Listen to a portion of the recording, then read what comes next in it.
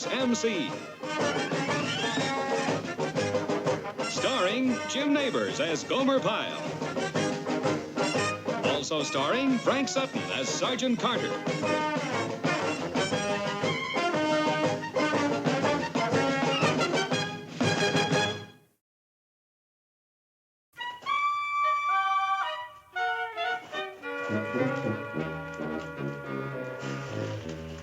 Slater, what's that? Oh, shaving cream. I was down at the PX. I picked up a couple of things to take with us on a trip to Hollywood. After all, might as well take advantage of PX prices, Sarge. No. What's this? Oh, these are dark glasses. I understand the sun is very bright in Hollywood. I mean, the glare is very bad for you. Did you know you could burn your retina by... Knock it off, Slater. Boy, leave it to you to be the first one to go Hollywood. Hollywood? What do you mean, Sarge? The movie stars wear dark glasses, so you gotta wear dark glasses. Oh, no, Sarge. I've got very sensitive pupils. Hollywood, you're gone Hollywood, and we ain't even there yet. Look, Slater, we're going there on an assignment, not to play around. This movie is just another job. Now go finish your packing and take them dumb things off your sensitive pupils. Right, Sarge.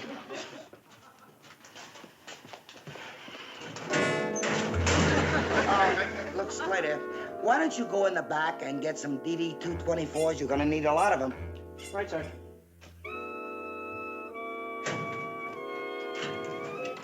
Here's a pile. I just wanted to show you something I'm taking along on the trip. What's that? It's my autograph book, and I sure do hope to add some illustrious names to the ones I've already got in there. Swell. You want to see some of the illustrious names I've got in here? No. I've really got some good ones. Minnie Pearl, Tex Ritter, Linton Johnson. The president? No, not Lyndon. Linton with a T. Who's he? Well, you know that ice skating show that travels around the country, the ice show? Yeah. Well, they was through my hometown about 7 years ago. So who's Linton Johnson? Well, he's the fella that sharpens everybody's skates. He let me watch him do it once. Did you ever see a skate sharpener at work, Sergeant? Golly, the sparks just fly. I'll knock it off. Are you all packed and ready to go? Yes, sir, I sure am. Do you know whose autograph I hope to get more than anybody else's? Lon Chaney Jr.'s. Lon Chaney Jr.? Mm-hmm. He's my favorite actor. I've seen all of his pictures. The Wolf Man, the Ape Man, the Return of the Wolf Man, the Return of the Ape Man. Look, Pyle, this ain't gonna be a vacation. It's gonna be a lot of hard work. So there won't be time for autograph, honey. You got that? Well, yes, Sergeant, but I Now, still... are the men all packed and ready to move out? Yes, Sergeant. Okay, get back to the barracks. Slater, go get them loaded up. Right, Sarge. You know something? I think I'd rather watch a skate sharpener than a barber.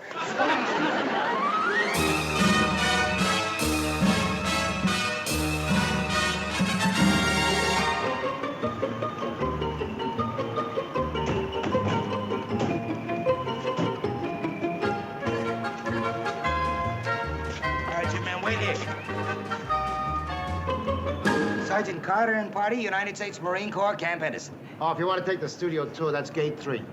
No. We don't want to take a tour. We're working here. Oh, extras, huh? Gate 6. No, we're not extras. We're Marines working on a picture. Maybe you didn't hear me, Sergeant Carter, Camp Henderson? We got an appointment to see John Fenton, the producer. Oh, well, why didn't you say so in the first place? Oh, wait a minute here. Let me see. Oh, yeah, here it is. Sergeant Carter, United States Marine Corps from Camp Henderson. Yeah, that's you. I told you that. Well, you gotta speak up. I'm not a mind reader. All right. Now, where do we go? Oh, just a minute. Now, don't rush me. There's more here. Mr. Fenton is in conference. He'll meet you at 2 o'clock. He says for you to have lunch in the commissary. Okay. Where is the commissary? You're working on a picture. You don't know where the commissary is? How long you been on this line? We just got here. Well, why don't you say so? Boy, for a sergeant, you sure are quiet. Now, look, you go down here to stage 12 and you turn to your left, and it's right there. Stage 12 and to my left. Thanks. All right, you people, follow me.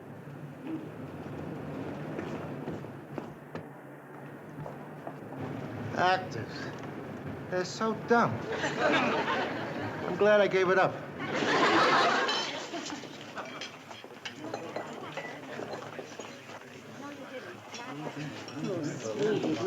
All right, you people, listen up.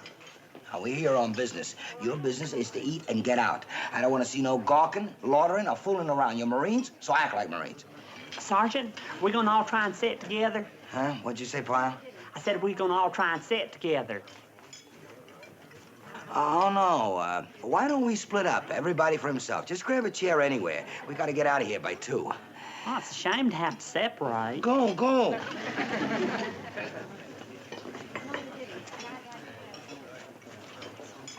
Hi there. Is this seat taken?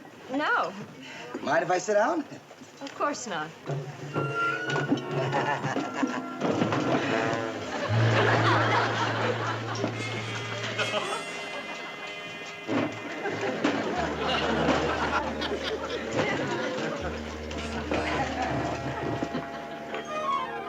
Hi there. Is this seat taken? You mind if I sit down? No. Thank you.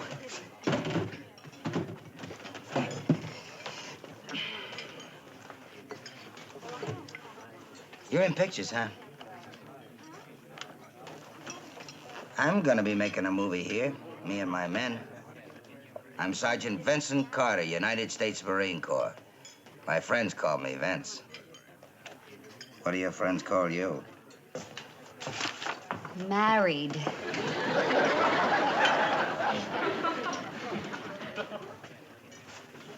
Having trouble finding a seat?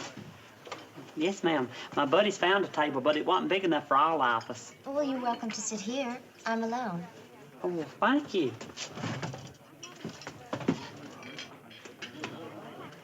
Candice Watson. You're Candice Watson. No, I wish I were. Well, you look just like her. I know. I'm doubling for her today. I'm a stunt girl. Golly, you don't say. A stunt girl. What's your name? Linda Farrell. Well, I'm Private First Class Gomer Pyle. I once read all about stunt girls in Modern Movie magazine. Sounds like a real exciting profession, but dangerous. I read where this one stunt girl got run over in a buffalo stampede, and to this day, she's got a hoof print right in the middle of her face.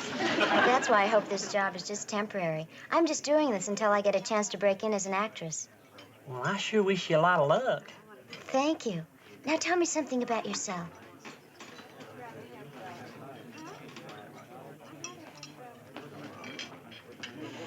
Miss, mind if I join you? I hope to do a lot of sightseeing while I'm here making this picture. Do you know where the Wax Museum is? I'm just dying to see Buster Crabbe in wax. Well, Gomer, if you like, I'd be happy to show you around town. Golly, that's real friendly of you. How about later this afternoon? I'll be through shooting at 4. Well, fine. Hey, you know what else I'd like to do? Do you suppose we could drive by the house where Lon Chaney Jr. was born? I bet I've seen every picture Lon Chaney Jr.'s made in his whole life. Pyle? Well, hey, Sergeant. You eating already? No. I'm having a little trouble finding a seat. Oh, would you like to eat with us? This is Miss Farrell. Hi. Hello there. Here's a chair back here. Oh, yeah. My friends call me Vince. What do your friends call you? I still can't get over it. A dainty little girl like you doing stunts? I guess you just handle the easy ones, huh? No, they throw some pretty rough stuff at me sometimes. Yeah? What kind of stuff do you do? Well, this picture I'm in right now is a spy thriller, and I do a lot of judo.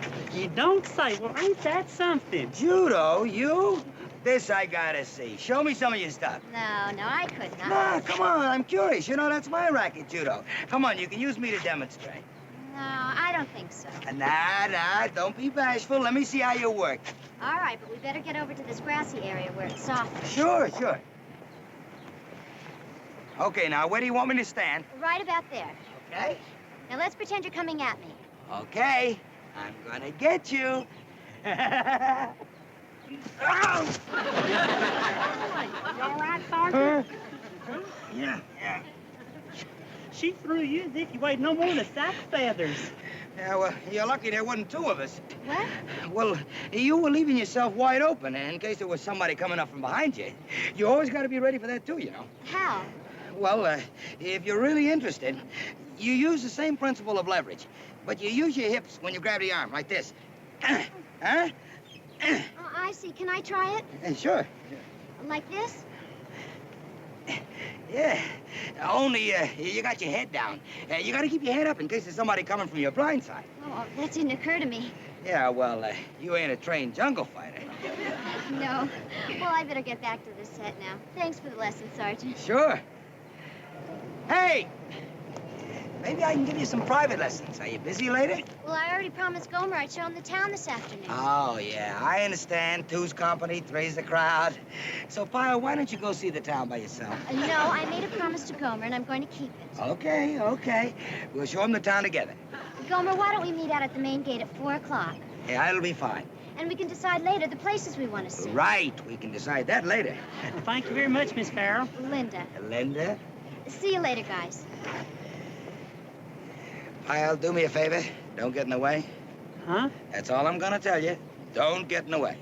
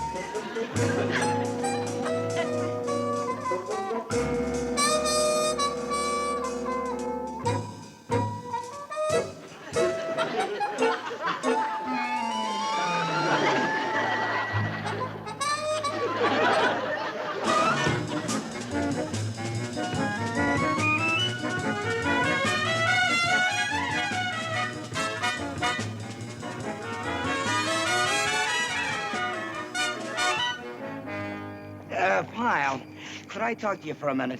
Excuse us? Look, Pyle, it's time to take Linda home, and there's no point in both of us doing it. Now, I know you must be real tired after all the sightseeing. Well, no, Sergeant, not a bit. I'm wide awake as can be. No, Pyle, you're sleepy and you ought to hit the sack. Well, really, I'm not, Sergeant. I'm No, just... Pyle, you're sleepy, you understand? Now, if you're too dumb to know when you're sleepy and when you're not sleepy, I'll tell you. You're sleepy and you're going back to the hotel. Sweetheart, you alone tonight? No, I'm not. You look lonely. Now, look, fellas. Well, all right, Sergeant, if you... Look, Sergeant. Hey! Come here, baby. Hey, what's going on here? Grab that guy, Pyle. Why, you... Hold on to him, Pyle. All right, hold it. Okay, what's going on? We don't know. A couple of wise guys. They tried to get fresh with our friend here. Get him in the car. I have your name and address, miss? Linda Farrell, Sunset Apartments. Linda Farrell, Sunset Apartment. Hey, what happened, lady? All right, everybody, move along now. Come over here, fellas. I have your name? Sure, I'm Sergeant Carter. This is Private Pyle. Carter Pyle. We're staying at the Circle Hotel. We're here in Hollywood to make a Marine movie. Well, these kinds of guys are always a problem. Takes a couple of Marines to know how to handle them. Well, we don't deserve any credit. All we did was... Yeah, I know. All you did was what any two normal guys would do when a girl is being bothered by a couple of creeps, huh? Really, officer, we didn't do No anything. need We to just... be modest, Private. Believe me, officer, we didn't do a thing. Yeah, sure. Just like you didn't do anything at Iwo Jima. You did something today should have been done a long time ago. Nice going, fellas. What do you think? We did it, Sergeant. We should have told him. I tried to tell him, Pyle. You heard me. But, Sergeant... Well, he wouldn't stand and listen. What did you expect me to do? Now, just forget it.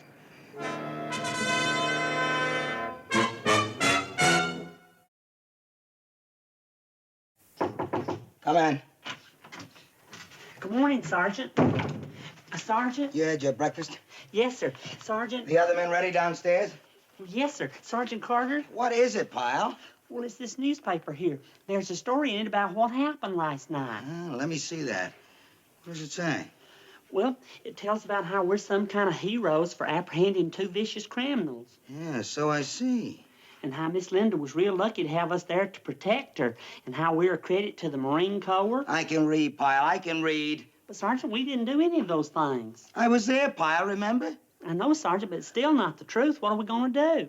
Do about what? Well, about this article. We ought to call them and tell them. You want to tell them that a little girl about that high did our fighting for us? 2 Marines? That's a credit to the Corps, huh? And what about that cop? You want to make a liar out of him? Well, he just didn't understand, is all. You were there, Pyle. You heard me try to tell him. Now, a man can only do so much.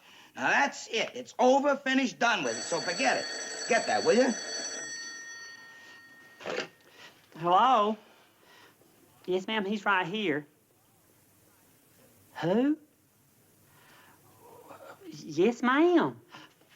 It's David Farnham. He wants to talk to you. Who? David Farnham. He has that TV interview show. I wonder what he wants. Hello? Hello, Mr. Farnham. Well, I'm fine, thank you. Yes, sir. You heard right. We're here making a Marine movie. Leathernecks of the Air. Do what? On your program? Well, yes, sir. I'll be glad to talk about the picture. Now, how did you know we were here? Oh, you read this story in the paper. Well, okay, Mr. Farnham, we'll be there. Yes, sir. At 10 o'clock at your studio. Right. Okay. Thank you. Are you going to be on the David Farnham show? He wants us both, Pyle. He does. Yeah. He wants to ask us some questions, you know, like, what's it like to be in Hollywood, being in a movie? Golly, that's very exciting, Sergeant, but it's just one thing. Huh? Well, if he read that story in the paper, he might want to ask you what happened last night. What'll you say? Pyle, you're always making problems. But he might, Sergeant. What'll you say? Nothing. I just keep talking about the picture. Well, what if he keeps asking? What then? Pyle, I'll cross that bridge when I come to it. And let's just hope we never come to it. Now get out of here and leave me alone. And now, our next guests are 2 Marines who are part of a group brought here to Hollywood from Camp Henderson. They're going to be appearing in the motion picture Leathernecks of the Air, a John Fenton production that begins shooting next week. So, ladies and gentlemen, let's have a nice, warm welcome for Sergeant Vincent Carter and Private First Class Gomer Pyle. Come on in, fellas. Take a seat right over there. Over there. Nice to have you here. Welcome to Hollywood. Huh? Oh, thank you, sir. You guys enjoying your stay here?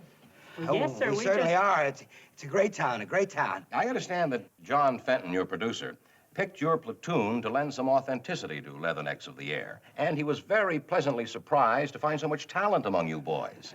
And, Private Pyle, my spies tell me that you have a fine singing voice, and you're actually going to be doing a solo in the movie. Yes, sir. We were all going to back him up, of course. You see, it's kind of a glee club I put together. It took a lot of scouting and hard work, but we came up with the right combination. I see. Private, have you ever sung in public before? Well, Yes, last sir. year he sang with a Marine band in Washington. I entered him in the contest that got him his chance. Naturally, I was there in D.C. to supervise everything, and it all went off without a hitch. Uh-huh. Maybe you could tell us a little bit about this scene you're going to be playing in Leathernecks of the Air. Well, it's a sir, contemporary story with contemporary guys, you know, like you and me. It takes place in Air Cadet School, what you call your basic training. I sort of play myself, a sergeant in charge of a group of Air Cadets. John figured, John Fenton, he's my producer, that it would be better to use me and my men to give it a sense of reality, like in them foreign pictures. Yeah, I see. A musical documentary with perhaps just a touch of cinema verite.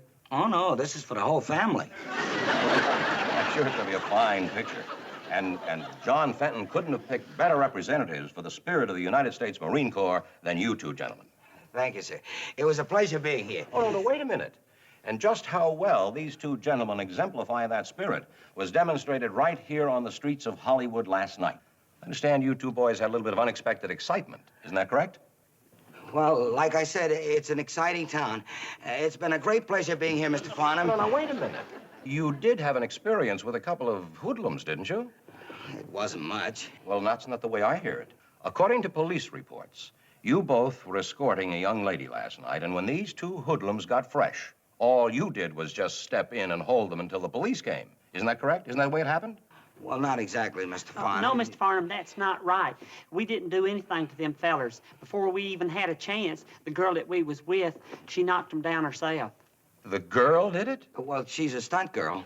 Oh, that's right. And she's backstage. Her name's Linda Farrell, if you want to introduce her. She is?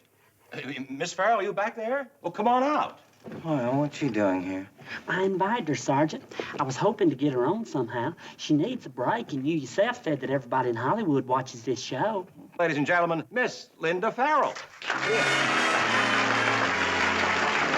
right this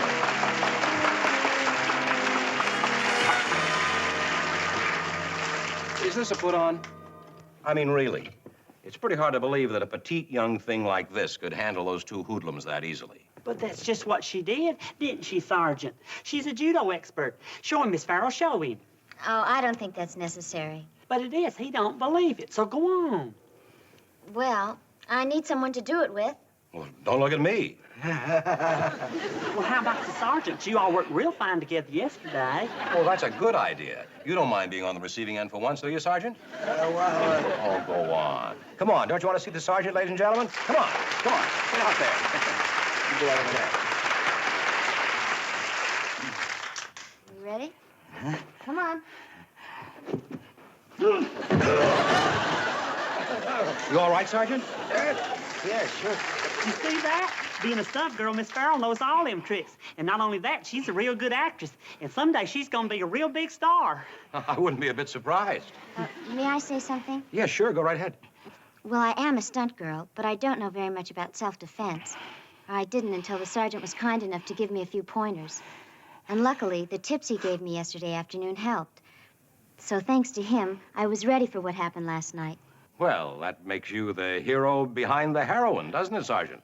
Let's hear it for Sergeant Carter, ladies and gentlemen. Thank you. Thank you very much. You know, actually, you can handle as many as 3 men at a time if you got the right defense. It's all a matter of leverage. You gotta move like a cat. A cat.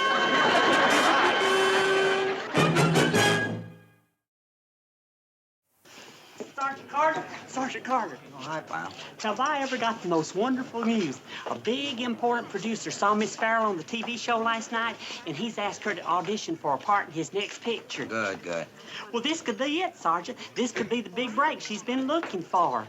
I sure am happy about it, ain't you, Sergeant? Yeah, she's a sweet kid.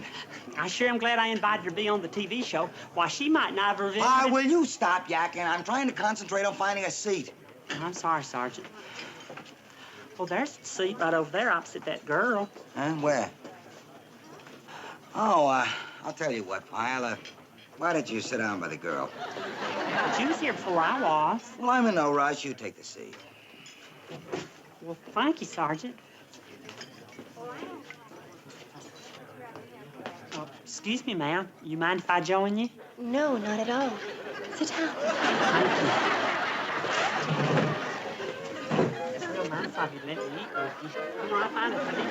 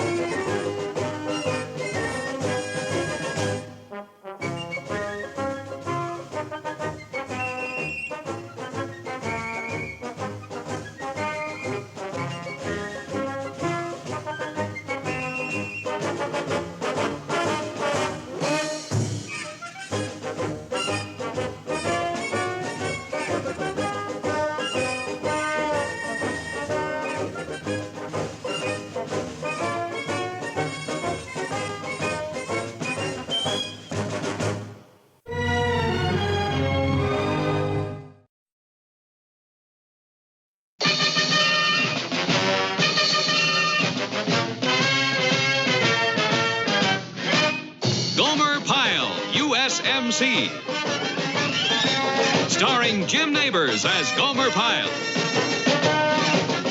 Also starring Frank Sutton as Sergeant Carter.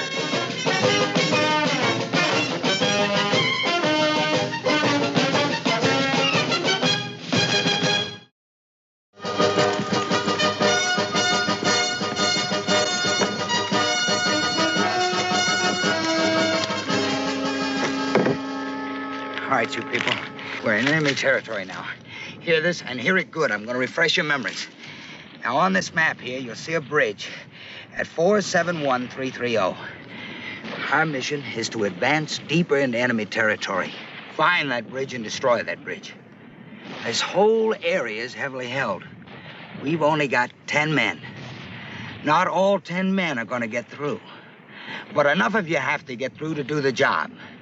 Which means that each one of you is going to be strong, it's going to be tough, it's going to be fast, it's going to be all the time thinking. Any questions? Yes, sir. Sergeant Carter, would you repeat that, please? Pyle, didn't you hear anything? Anything? Yes, sir. Just sounded so good, the part where you said I was going to be strong and fast and thinking and... Knock it off. Pay attention. All right. Today is the day you people learn about the pride of the Marines. If we get that bridge, if we get through, there'll be no individual citations, no glory.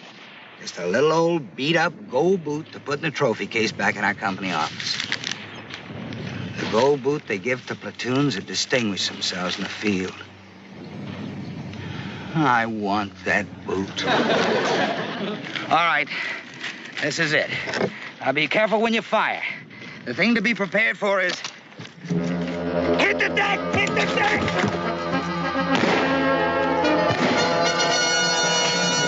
Grenade!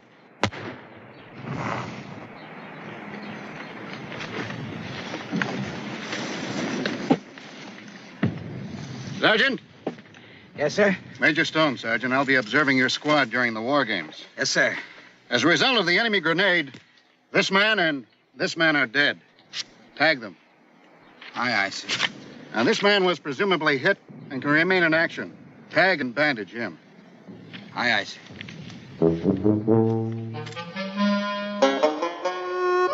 Hey, this looks like it's going to be fun.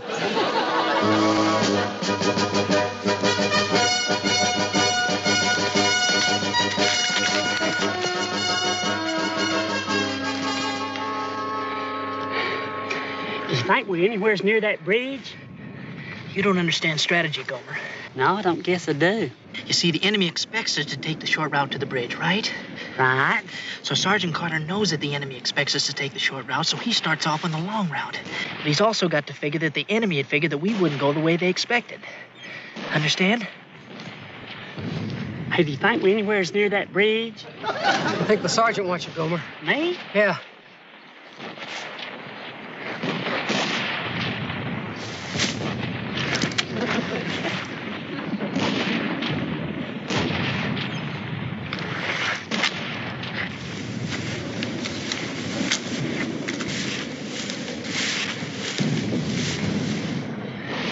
Quiet and look straight ahead.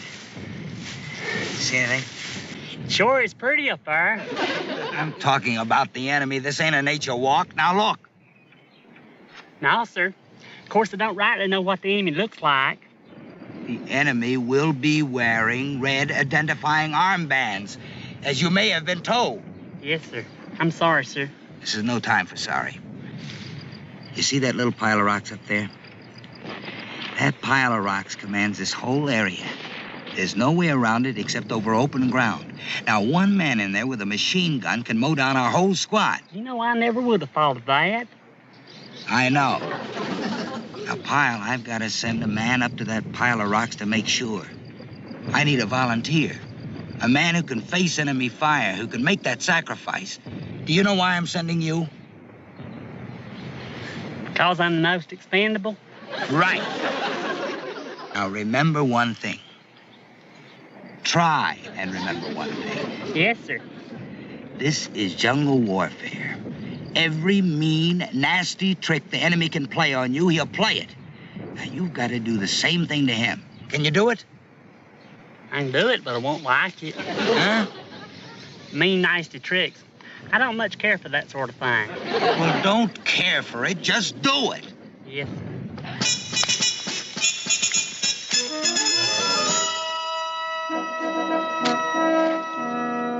Hey there. Hey. How you doing? Thanks for not shooting me. I couldn't. You know I feel the same way. You don't understand. I couldn't for a very simple reason. What's that? I'm dead. Oh, I'm real sorry to hear that. It's all right. Would it help to talk about it? No, I can't. You see, you can't talk. It's against regulations when you're dead. Oh, well, I wouldn't want to go against regulations. Back home, we had this neighbor, Orly Kiefer, and she used to talk to her husband, Virgil, real good after he was dead. She had to go into some kind of trance, and she did it by taking this stuff she bottled in her backyard. And, oh, she talked to him real sharp, just like she did before he hung himself. And Orly, oh, that's my sergeant.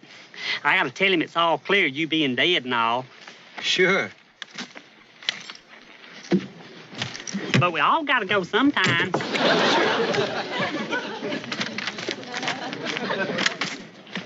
Hey, Sergeant, it's all clear.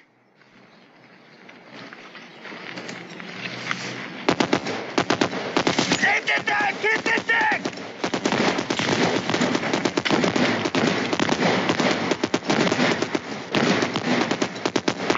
Sergeant! Yes, sir?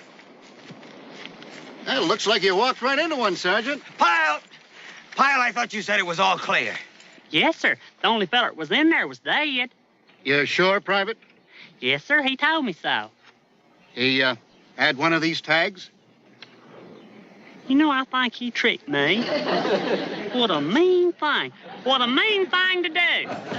All right, Sergeant, you've got 3 men killed and 1 wounded. Which ones are dead, sir? Here, and, this man wounded. Tag them. I'm not arguing, sir, but Private Pyle here was right in the line of fire. That's true. I don't know how I was saved. He's dead, isn't he, sir? Please, sir. Of course, it's your decision, but I'd kill him. I mean, I'd tag him killed. That's it, Sergeant. Yes, sir. Carry on. What a mean thing to do. What a mean thing. Tell me he was dead when he was as alive as you and me. Pyle, do you have any idea what you've done to this mission? I've sure learned my lesson, Sergeant. Lesson? I had 8 men. Now I've got 3 dead and 1 wounded who has to be carried back by one of the men I've got left, which leaves me with 3 men to fight my way through and blow up that bridge. Don't you worry, Sergeant. We'll make it okay. We? Who do you think's gonna carry that wounded man to the rear? Move it! Yes.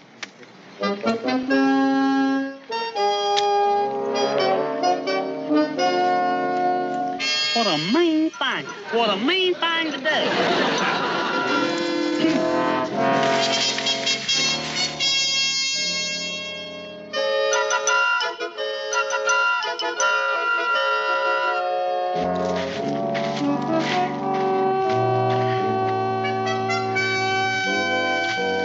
Hey, come on, Gomer.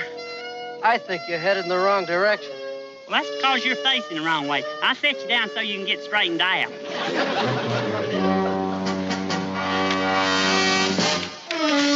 Oh! Sure, glad to. Don't try no tricks now. We're walking wounded, man. We've had it. You think we ought to capture him, Eddie? Why? Yeah, why? Well, we could extract military information from you. Look, Jack, you capture us. All we can tell you is our name, rank, and serial number. That's regulations, right? Why don't you ask him if we're heading in the right direction? Hey, Eddie, come over here. Can't walk. Oh, I forgot.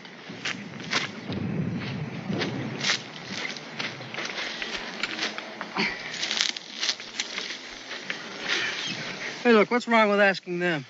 Because they're the enemy, that's why. You don't know them like I do. They can do mean things. They look okay. Well, they all look okay. You never saw a nicer-looking fella than the one that told me he was dead. So what can they do to us? Hey, I got it. Why don't we ask them which way to go and then go the other way? I don't think that'll work, Gomer. Sure, that's thinking like Sergeant Carter said. I was to ask you fellers which way our rear area is. Which way would you say? Straight that way. Fool me once, shame on you. Fool me twice, shame on me. Come on, Eddie. Hey, you're going the wrong way. Sure we are. Much obliged, fellers. What's the matter with that guy? Combat fatigue.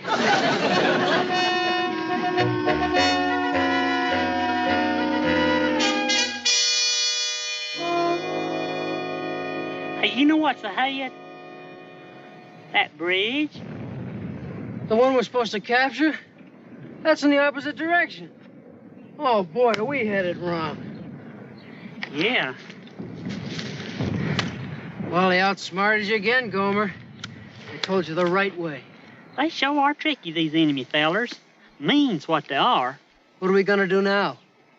Hey, there's nobody else around. So there's nobody else around. So what? But it's my chance. That's our mission, to capture that there bridge. Why, we can even win the gold boot for our platoon. Well, I never thought I'd have a chance to make Sergeant Carter proud of me. He's anxious to win that gold boot and all. Hey, Gomer, you better go make sure there's no one else around. Okay, we'll go take another look.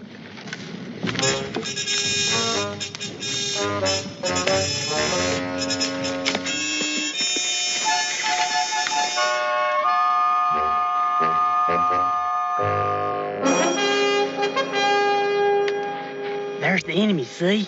Yeah. Only one looks like. I sneak up from behind and jump him. I wouldn't do that. Well, I got to redeem myself. I got to do something. What am I supposed to do? Well, you stay here, and when I get close enough, you distract him.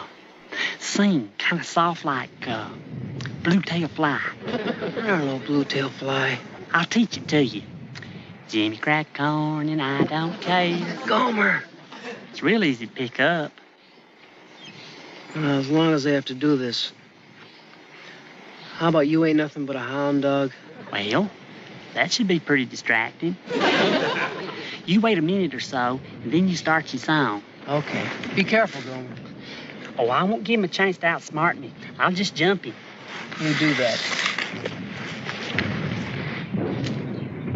You ain't nothing but a hound dog, crying all the time. You ain't nothing but a hound dog, crying all the time. Woo! You ain't nothing but a hound dog, crying all the time. Oh, you ain't never caught a rabbit and you ain't no friend of mine. You ain't nothing but a hound dog, crying all the time. You ain't nothing but a hound dog, crying all the time. Hey, Sergeant. I'm sorry, I thought you was the enemy. I am, Pyle. I am.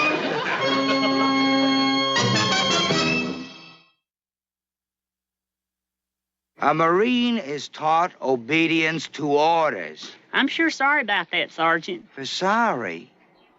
You're sorry? Pyle! I started out with 10 men. I lost 2 right off. Then you started talking to that dead machine gunner, and I lost 5 more. Because I was short-handed, I lost 3 on the way here, along with the stuff to blow up the bridge.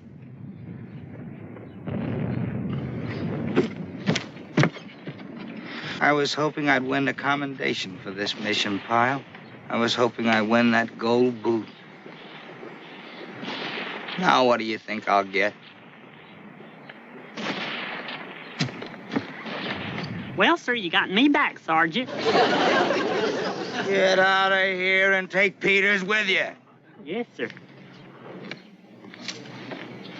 No, wait. Now, my one chance is to get back and get enough explosives to handle this bridge. I'll take Peters back, get what I need. You stay here and hold this position. Can you do that? Yes, sir. I'm on to them enemy tricks now. They won't get past Gomer Pyle. You can be sure of that. Once burned, twice remembered. Pyle, you're here for one reason and one reason only. You don't let anyone across that bridge. You understand? I don't let anyone across that bridge. Right. Now, you're on guard. I'm on guard. And I approach you. You approach me.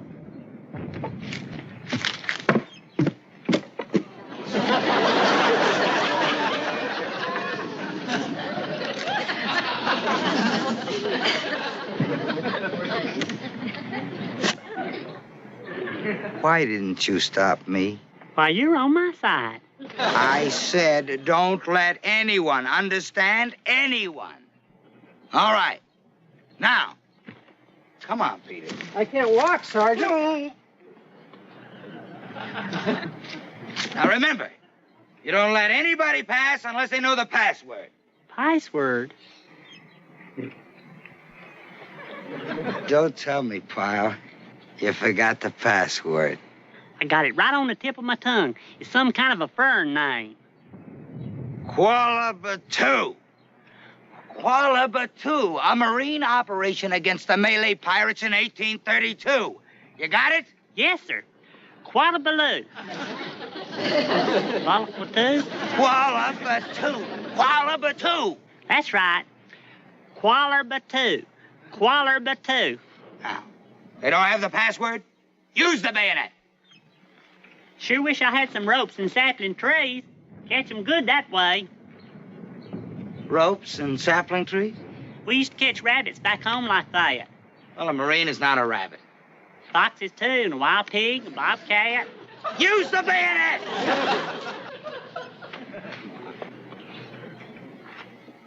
What's the password? Kuala Batu. Batu. I got it. Kuala Batu! It's a secret password. Don't announce it to the whole world!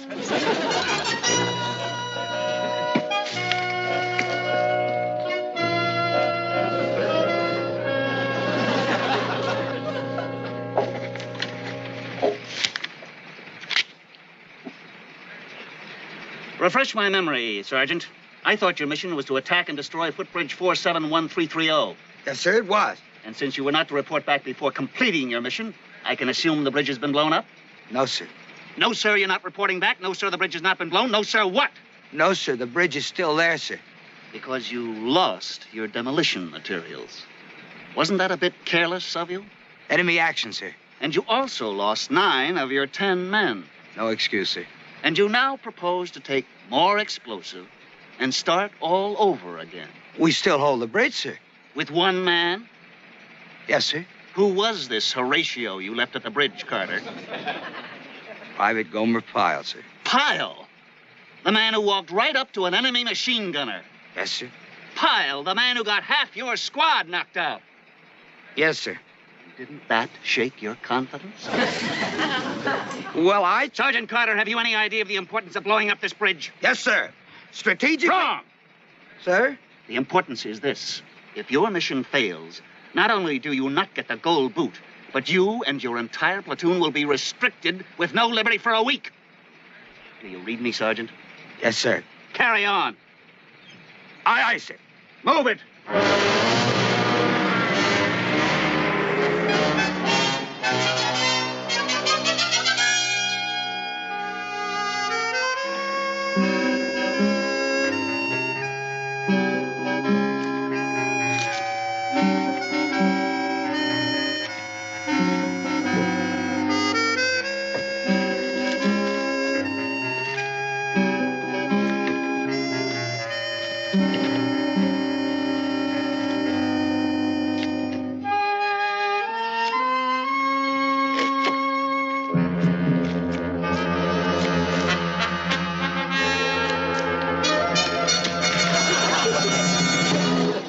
Who goes there? Didn't you ever see these, Private? Yes, sir. Silver bars. Real nice and shiny, too. May I ask the lieutenant where he's going? We're going across that bridge, Private. I'm sorry, sir, but not without the password. Why the password? You don't see an enemy armband here, do you? Well, sir, you could have taken it off. Not meaning to be personal, but the enemy's mighty tricky. They do mean things. You're right on your toes. Now, why should I give you the password? Them's my orders, sir. What if you're an enemy in disguise? I'd be passing on military information. Well, I'll have to study on that a while, sir. You do that while I go across the bridge. I wouldn't try to cross that bridge. I'll take the chance, Private.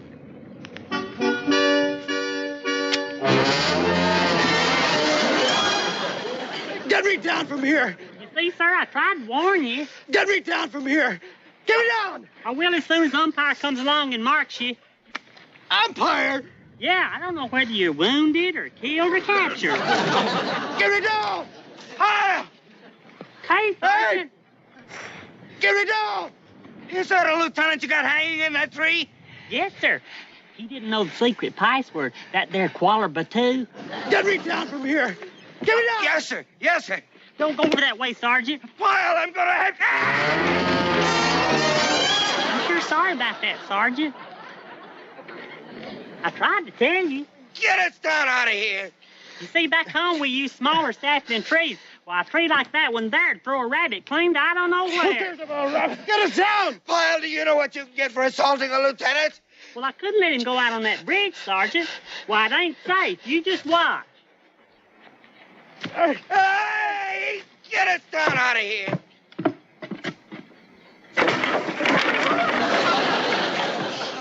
I took out all the ropes holding the bridge to make my trail. Pyle! Good work, Private. Tag, that bridge is destroyed. Yes, sir, it sure is. Real jungle warfare. You've got a good man under you, Sergeant. Yes, sir. Thank you, sir. Lieutenant, you were caught by opposing troops while on a spy mission. I'll have to tag you as executed in the field. All right, sir. Just get me out of here. Okay, I'll see what I can do to cut you loose. Look out, sir.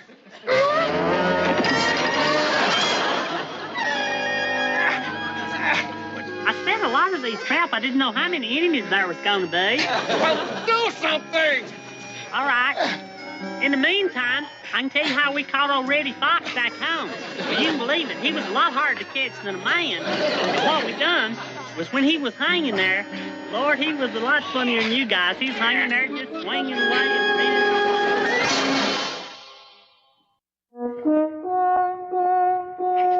Sergeant Carter, Yes, sir. for gallantry, resourcefulness, and exerting initiative in the highest traditions of the Corps of the United States Marines, your platoon has been awarded the Gold Boot, the rotating trophy displayed by the finest platoon in this battalion.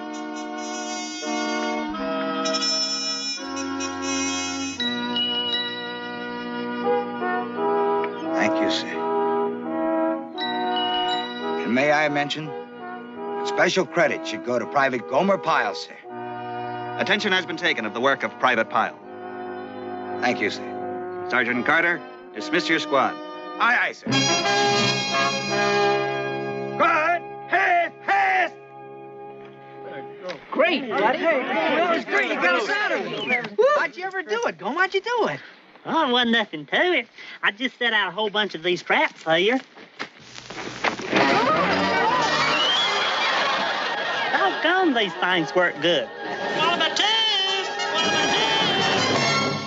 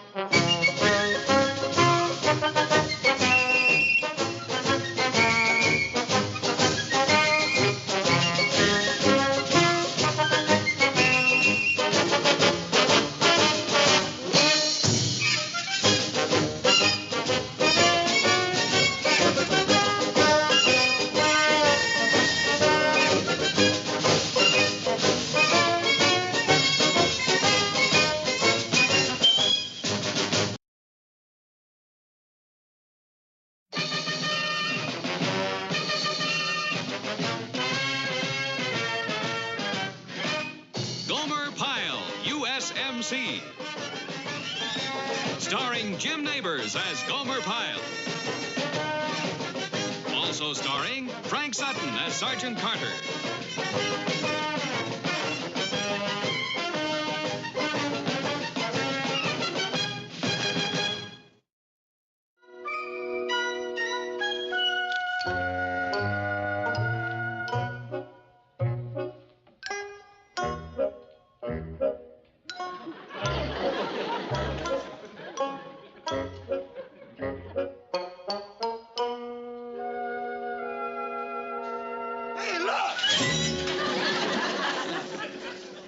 sorry, Sergeant. What'd you say? Yeah. Listen to this. Assignments, Paris Island to Honolulu, stopover Camp Henderson. Sergeant Jim Mason. Jim Mason, that's my old buddy from Korea. Well, ain't that nice? And he's stopping off here? Yeah. Oh, Jimbo. That's my old buddy, Jimbo. Hey, I wonder when he's coming in. Maybe headquarters tomorrow. This is Sergeant Carter here. Tipton? Look, Tip, do you have any information on a Sergeant Jim Mason stopping here on his way to Honolulu? Yeah, I'll wait. Oh, boy, Jimbo and me. Did we have times together? Man, I'm telling you... Huh? Today? Hey, that's great. What? I'll only be here 24 hours. Look, Tip, do a favor for me, will you? When he checks in, send him over to see me. Yeah, he's an old buddy. Yeah, thanks a lot.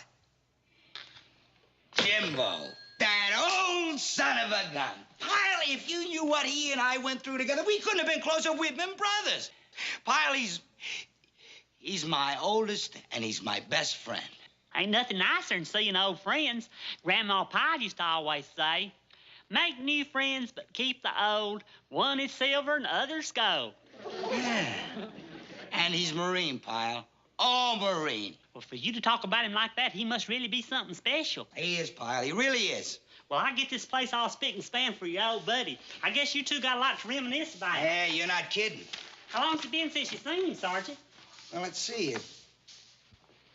Yeah, I guess it's 13 years.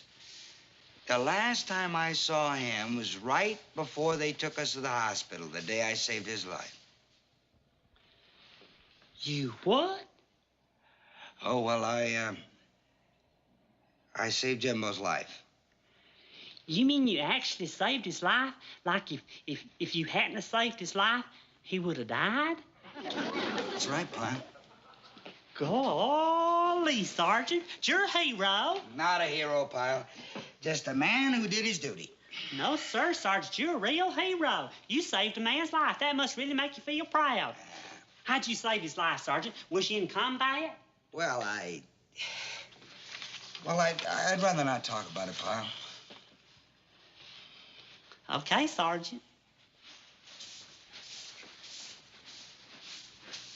Okay, Pyle, I can see you're holding it in, and you won't get off my back till I tell you the whole story, so pull up a chair and let's get it over with, huh?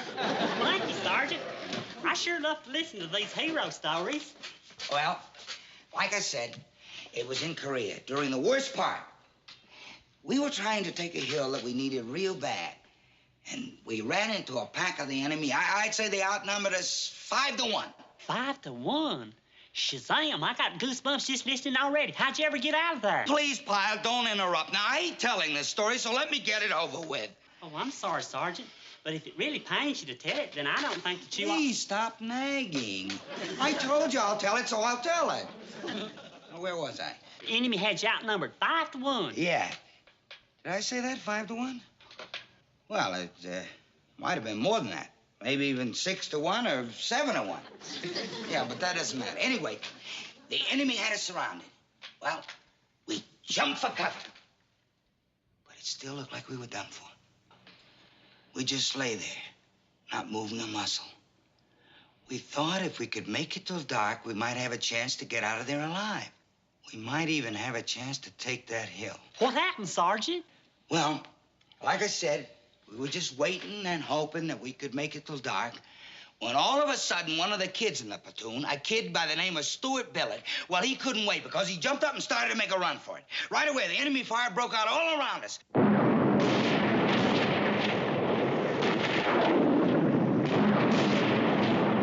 Well, my old pal Jimbo and I were together. We could see Billett a little ways ahead of us.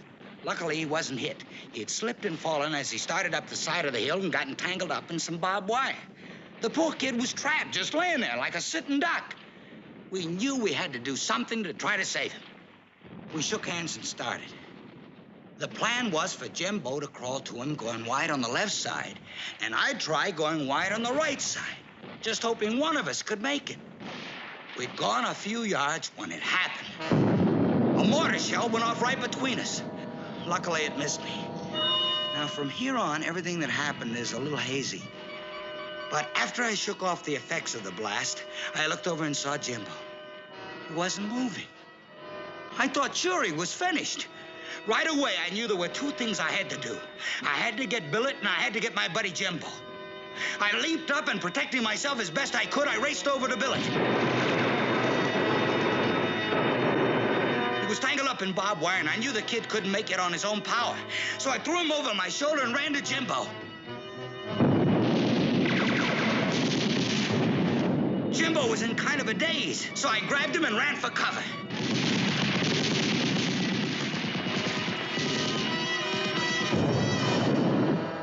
And luckily, I made it to safety. They took us all the way to the hospital, and believe it or not, I've never seen Jem Mason since. We never even got a chance to talk about it.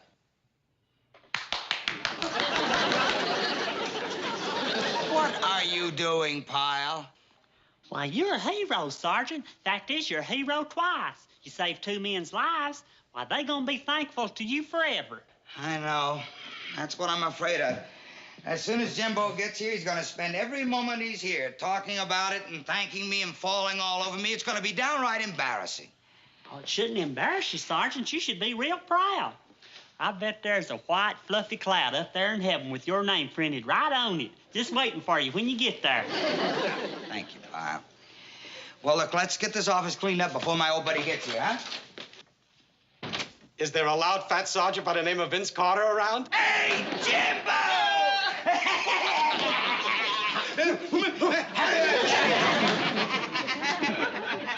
Hey, you put on a little weight around the middle since I saw you last, huh, Tubby? You're starting to look like a Zeppelin. Yeah? Well, at least I still got my hair.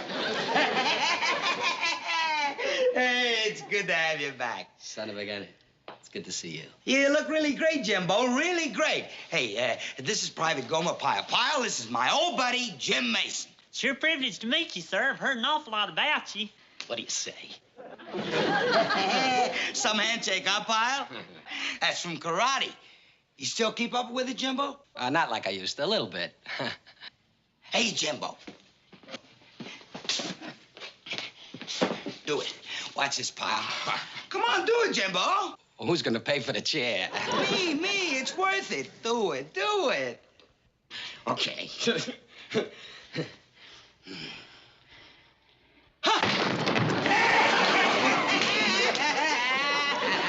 Not bad for an old guy. Well, he busted it. He busted it right in two. Sure he did. Hey, Jimbo, you're the greatest. Where you staying tonight? Oh, they got me checked in someplace they save for visiting dignitaries. Class hotel, Vince, old boy. Yeah. Well, why don't I run over to headquarters, ask the captain if you can bunk here with me? I got an extra sack. Great. Hey, we got a few things to talk about, right? Well, look, I'll be right back. It won't take a second. Pyle, take care of my old buddy Jimbo for me, will you? Sure will, Sergeant. Sure will.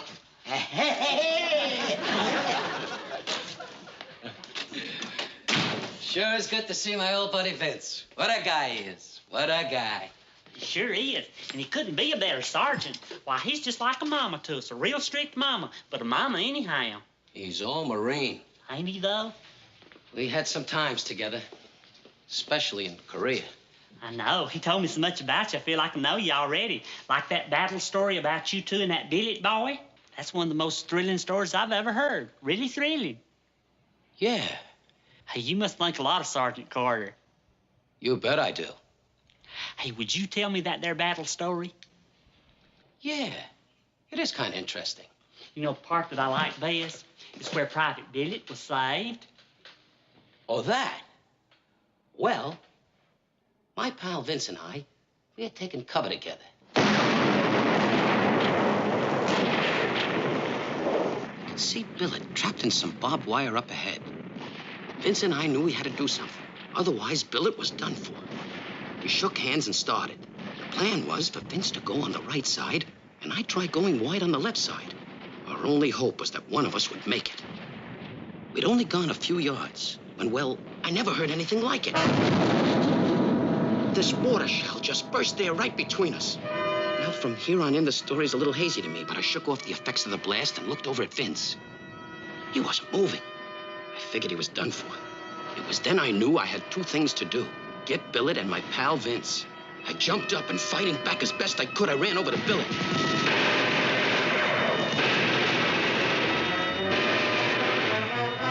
He was tangled up in the barbed wire, and I could see he could never make it on his own. So I threw him over my shoulder and raced to my pal Vince. Vince was just coming to. So I shoved him along and we all ran for cover.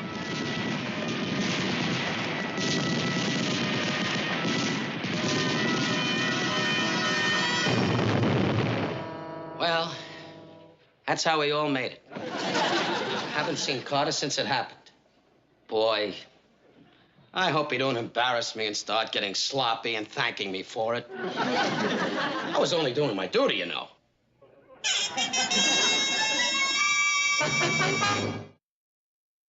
That is funny. Boy, oh boy, that is really funny. You know what, Duke? You got a warped sense of humor, Swat. A warped sense of humor. Oh, come on, Gomer. You mean for 13 years, Carter's been telling everybody he saved Sergeant Mason's life, and Mason's been telling everybody he saved Carter's life? Gomer, that's a riot. They each believe it. They each honestly believe that they're telling the truth. That's even funnier. Can you imagine what happens when they finally get together and compare notes? Powie! I know. That's the reason we got to do something. Duke, you just got to help me out. This Sergeant Mason is a karate expert, and he could hurt Sergeant Carter. Really? Now, you don't want Sergeant Carter hurt. Well, it's simple, Gone. You say Sergeant Mason's only going to be here for 24 hours. Just keep them apart so they can't get to talk. But how? Sergeant Mason's sitting over there in Sergeant Carter's office right now. Look, Gomer, I told you how to solve your problem. I can't do everything for you. Well, thanks, Duke. Hey, buddy. But I don't know what I'm going to do if they ever get together. Here comes Sergeant Carter now. Please, Duke, you got to do something. You just can't let him see Sergeant Mason. What? Well, anything. Try to keep him here a few minutes, and I'll see if I can't get rid of Sergeant Mason. Please, Duke, you got to for Sergeant Carter's sake. Sergeant Carter? Sergeant Carter?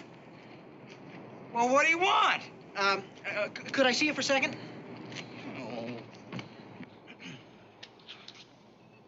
What do you want? Oh, I've got a problem. See the chaplain. No, Sergeant, it's not that kind of problem. Well, what kind of problem is it? It's my lock. Your lock? What about it? Oh, I can't get it open. I was going to clean my rifle. You can't get it open? What are you, stupid or something?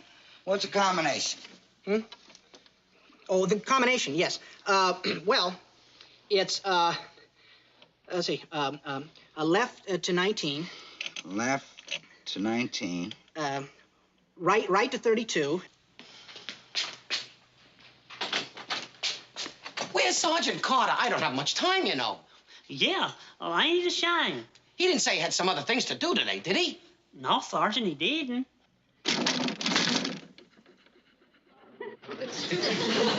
I can't get it open either. Look, maybe I better go find him myself. Sergeant, I got an idea. Huh? Yeah. Yes, sir, I bet that's it. What? Well, if I was Sergeant Carter, I know what I'd be doing. I'd be in town buying you a present. Yes, sir, that's what I'd be doing, all right. A present for me? Why, sure, he hadn't seen you in all these years, and you did save his life. But if it was me, I'd be mighty embarrassed to be empty-handed whenever I got a present. There I go, talking out of turn again. You probably didn't even have time to buy him a present. Yeah, I was too busy, that's it. But if... Listen, do you think I could get him a gift over at the PX? Well, they ain't got much of a selection over there, but town's just north of here about 2 miles. It's just a short ride on the bus, and they got lots of stores there. Okay. But listen, if Sergeant Carter gets back before I do, don't tell him where I went, okay? Right, Sergeant. 19, right, 32, left, 27. Gee, Sarge, I just remembered. It's left to 18, not 19. 18, 22, 27.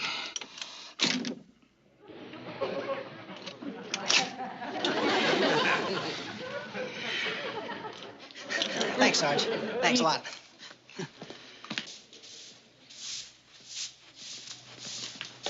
I forgot to ask you. Where do you get the bus? It's right out by the gate. Why don't you go out the back door? It's a whole lot closer. Thanks. Right out this door. Hey, Pyle, where's Sergeant Mason? Well, he ain't here. Well, I can see he's not here. Where'd he go? I ain't supposed to tell. What? Promised I wouldn't. Where did he go? Into town. What did he go to town for? Well, I ain't supposed to tell that either. Pyle! Well, if you must know, he went to buy you a present. A present? That's the truth. You know, for old time's sake, I think he feels sort of sentimental about the occasion. Well, what do you know? Old Jimbo buying me a present. What'd you get for him, Sergeant? Well, Of course, you didn't have time. You just found out he's coming this morning. Sure, that's right. I just found out this morning. Ain't too late, though. You could go over to the PX and be back in 2 shakes. Yeah. Look, if he gets back before I do, don't tell him where I went, huh? Right, Sergeant. How often do those buses run? Every 15 minutes. Oh. There.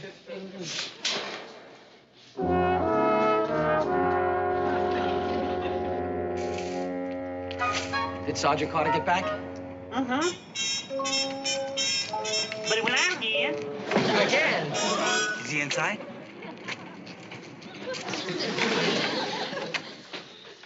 Hi, Vince. Where you been?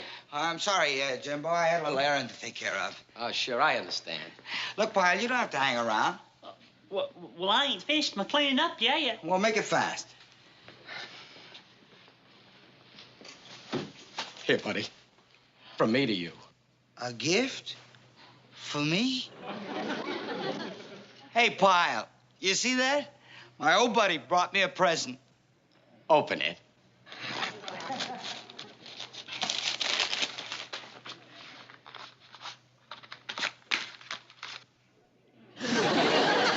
You like it? Oh, yeah. Sure, it's, great. Push the button on the side. It's an electric finger. It's great for massaging your gums. You don't have one, do you? No. Good, I figured that. It's the kind of thing you wouldn't buy for yourself. Yeah. It's great for scratching, too, but mainly for massaging your gums. Try it. Yeah. I'll try it tonight. The directions are in the box. Well, thank you, Jimbo. But don't think I forgot you, huh? Here. Oh, Vince. You didn't have to. Oh, God. A wallet. Real plastic. Look inside. I put a little something in it for you. Oh, Vince. It's a picture of me, for good luck.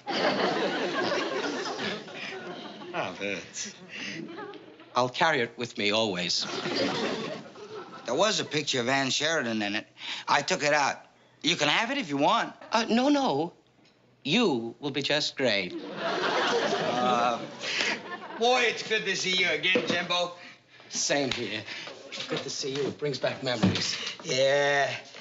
Hey, remember that dame in Honolulu? You mean Toby Eigler, the one with the two-tone hair? Yeah. Every night for a month, she made me take her out dancing till 2 o'clock in the morning. I was exhausted when I found out she had a twin sister, and they shared everything. Hey, wait a minute. You remember the gal that flipped over me in Tokyo? Yeah, the dancer. You remember? She used to write me those wild letters in Japanese, and the only guy on the base that could translate them was the chaplain. Those were the good old days. They sure were. But it all wasn't fun and games. I know what you mean. Korea. I guess we'll never forget what happened there. You ain't kidding. You know, of all the things that ever happened to me, I remember that day in Korea clearer than anything else. I guess you'll never forget it, huh, Jimbo? Well, Remember, Jimbo? There we were, outnumbered 5-1, trying to take that hill, when all of a sudden that kid just... Maybe it's appendicitis. Pyle, you all right? I think so. Okay, Pyle, why don't you knock off for now, huh? No, Sergeant, I'm all right. You sure? Uh-huh. Suit yourself. What were we talking about? Oh, excuse me, Sergeant. You was talking about Toby Iger, Japanese dancer. No, that was before. No, Korea. Yeah, that was it, Korea. Remember, Excuse you and me were Sergeant. behind the log, I'm Jimbo, and sorry. you were... I'm sorry, I never did get the Queen under here today. It take me but a minute, though. The enemy, they were up on the hill. They were opening fire, remember? And we didn't have a chance. When they opened up with those rockets, what is it with this nut? Why don't we just cut out of here, grab a couple of beers, and shoot the breeze at the club, huh? Why don't you go to the movie? What? Who wants to go to the movies? Well, it's a real good picture. It's the Yalu Showdown. That's a war picture about Korea. What do we want to see that for? Yeah, we lived it. Remember Jimbo the Hill? Yeah, and that crazy billet kid. It's in Technicolor. And you and me decided we had to try to save him, so you went wide on the left and I went wide on the right? It's got a real good cartoon with it. And the enemy was all around us blasting all over, remember? I remember that big one, the shell that burst right between us, knocking you unconscious.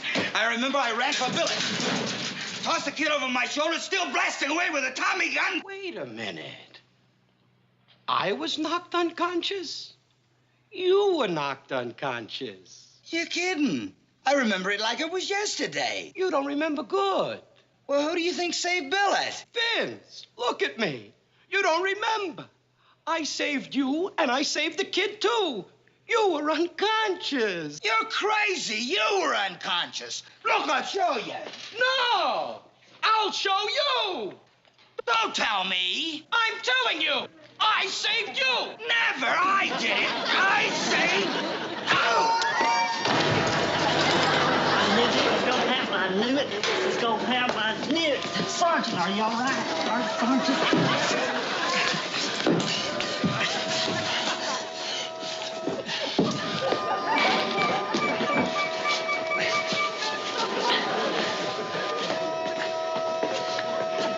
Come on, sit down over here. Wait a minute. Wait a minute. Hey, Jimbo, does this remind you of something? Yeah. Do you know what I think? Are you thinking what I'm thinking? I didn't save your life. No. And I didn't save yours. Billy?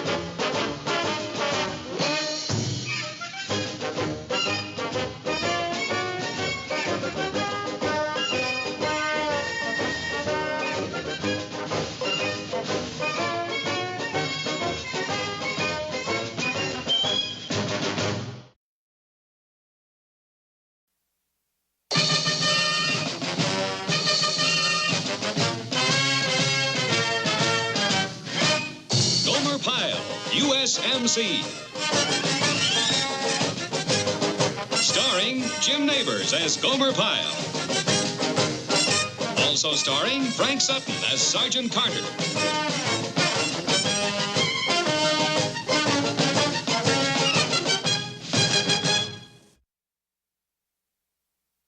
You like what you see in that mirror, huh, Sarge? I do indeed. Mirror, mirror on the wall, who's the sharpest of them all?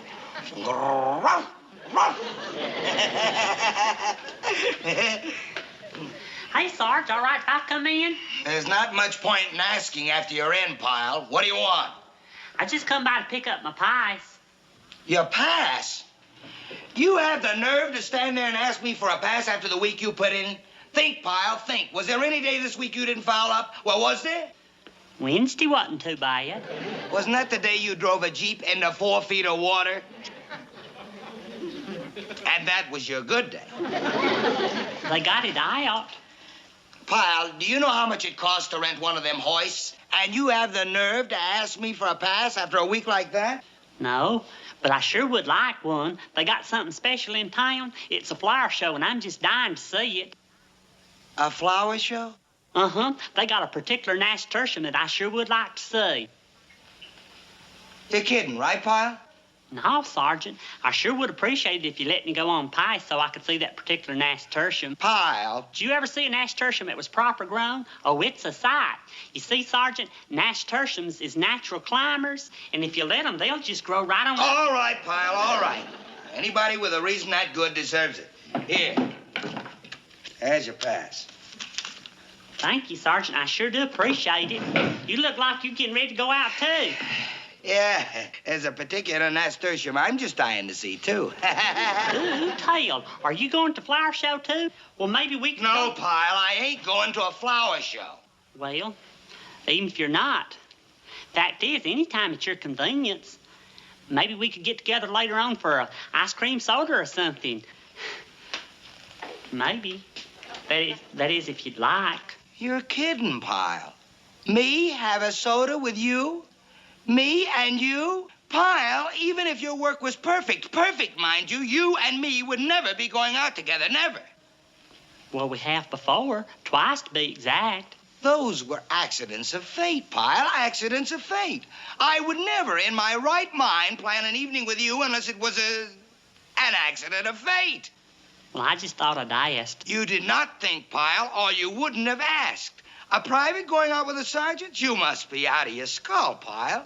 Besides, if I did go out with a private, it would never be with a lame-brained, lunk-headed goofball like you. Now take your pass and get out of here before I change my mind. Right, Sergeant, and thank you. How about that? Pushy, isn't he? Very pushy. You want anything else, Private? No, thank you, ma'am. Hey, you want to smell something pretty? Nice. Where'd you get them? At the flower show. They're beautiful. Hey, if you're going, I think I ought to warn you about something, though. Yeah? The nasturtiums is a big disappointment. They are? I mean, they're all right, but don't expect too much. Oh, I won't. I never do from nasturtiums.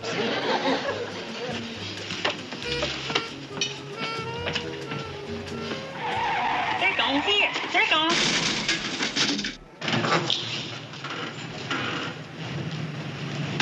Hey, what happened? I seen the whole thing. I seen the whole thing happen. Golly, the way some people drive. It's a main street, pal, not the San Diego freeway. What are you doing, drag racing? Look, Buster, nobody asked you to stop on a dime. I knew they was gonna hit. I just knew it. I sat in here looking out the window just like I am now. Shazam!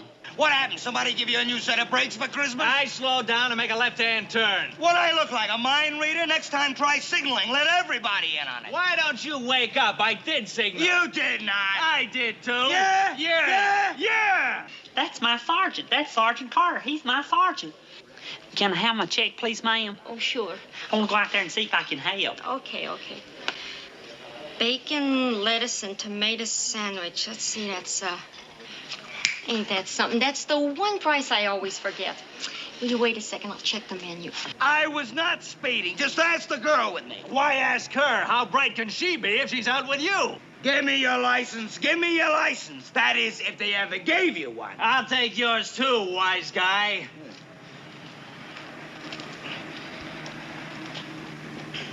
Hey, Vince!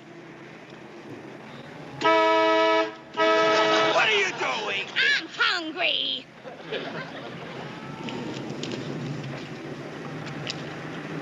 Bacon, lettuce, and tomato sandwich is 65 cents, and an ice cream soda is 30.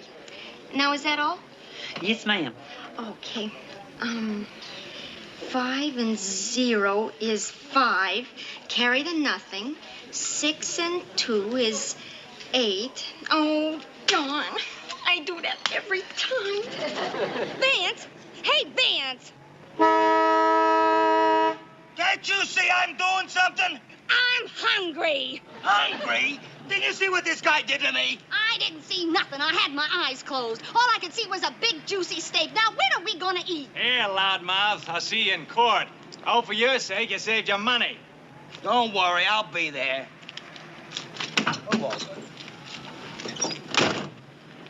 Take my advice. Don't drive to court or you'll never get there.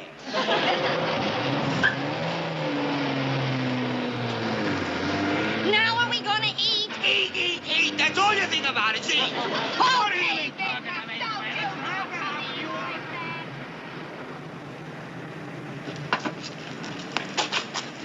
Hey, what happened to the other feller? Nothing compared to what's gonna happen to him. Well, where'd he go? He's smart. He went to look for a good lawyer. That's a shame.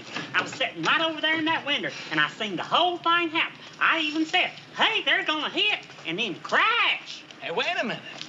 You saw it happen? I was sitting right over there in that window, and I said, hey, they're gonna hit. You mean you saw the way he hit me right in the back? Seen the whole thing. I said, hey, they're gonna... I mean, me just minding my own business, waiting to make a left-hand turn. You saw that? Seen the whole thing. I said, hey... Now, what's your name? Gomer Pyle. See, the fella in the accident with Gomer, how'd you like to be a witness in court? Me? A witness in court? Golly. Well, you're the only eyewitness we have. An eyewitness? Well, that sure sounds exciting. You'll be a wonderful witness. Well, thank you. Fred Cummins. I'm pleased to know you, Fred. Like I say, in that other fella... Now, just let me get your name and address. You'll be hearing from my lawyer in the next day or two. And, Gomer, just make sure you don't discuss any of this before the trial. Yes, sir, you'll be a great witness. Seen the whole thing.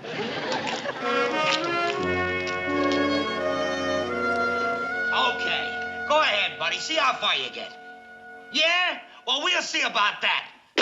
That miserable creep, that no good. What's up, Sarge? I just got a call. That guy's suing me. Suing you? What for? That accident I had. How do you like that guy? He's suing me. So? You got insurance, haven't you? Sure. But it's the principle of the thing. Why should my insurance company have to pay for that? Well, was the accident your fault? I mean, how did it happen? That creep stopped right in front of me, so I smacked into him. Well, did he signal he was going to stop? Huh? Did he? I don't remember. Well, if he didn't signal, then you're okay. Well, I don't remember. I don't think he did. Well, were there any witnesses? No, those things happen so fast, nobody ever really sees them. Well, then, what are you worried about? There was no eyewitness. It's just your word against his. The word of a stalwart, upstanding, 20-year Marine who fought for his country against the word of a civilian. Yeah. Hey, maybe I ought to sue him, huh? Hey, that's one good thing. No witnesses, huh? Hey, Sergeant. What do you want, Pyle? I just come by to tell you something. Guess what? I'm going to have to appear in court. Court? What have you done now? Well, it's about that accident you had yesterday. I hadn't seen you, so I hadn't had a chance to tell you. But I seen the whole thing, that accident you had. Huh? You saw it? That's right. I was sitting there staring out the window at the coffee shop when all of a sudden, crash! I seen the whole thing. Yeah? I come out there as fast as I could, but you'd already gone, so I stood around and talked to Fred for a few minutes. Fred? You know, Fred Cummins, the fella whose car got all smashed up. I stayed with him till the tow truck come. Tow truck? His car wasn't right that bad. Oh, he wasn't so worried about his car. He was afraid to drive with his back hurting like it was. Well, I'll see you later. Look, Pyle, it wasn't my fault. You saw the whole thing. It was his fault, right? Well, maybe I said too much already. I was told not to discuss the case till the trial comes up. Well, I better get back. So there was a witness, Sarge. Too bad it had to be that one. Huh? What do you mean? Well, remember when Pyle was in here yesterday and suggested you go out for a soda together? Remember how you told him off? Remember those things you called him? I remember. What are you getting at? Just this. Pyle would be an idiot not to spring at the chance to get back at you.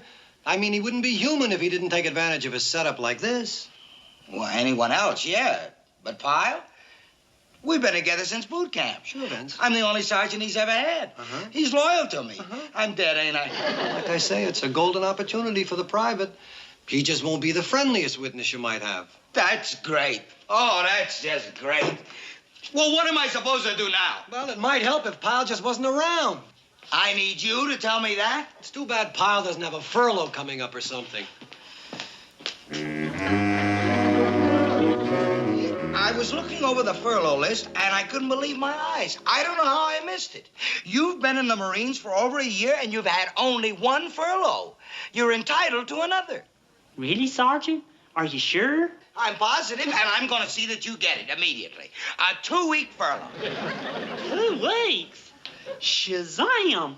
Well, I can't thank you enough, Sergeant. Oh, well, you don't have to thank me, Pyle. You have it coming. Well, thank you anyhow. Thanks a million. I'm going to write home right now and tell them I'm coming. What a surprise. When you came in here, I bet you didn't expect anything like this, huh? Well, I sure didn't. Sergeant Carter? Yeah, that's me. I got a summons for you, Sergeant. Huh? Some accident you had. You're being sued. Now, can you tell me where I can find PFC Gomer Pyle? I'm Gomer Pyle. Got one for you, too, Private. I understand you're the only witness. Thank you, gentlemen. Oh, heck. What a shame, Sergeant. Now I won't be able to go on that furlough.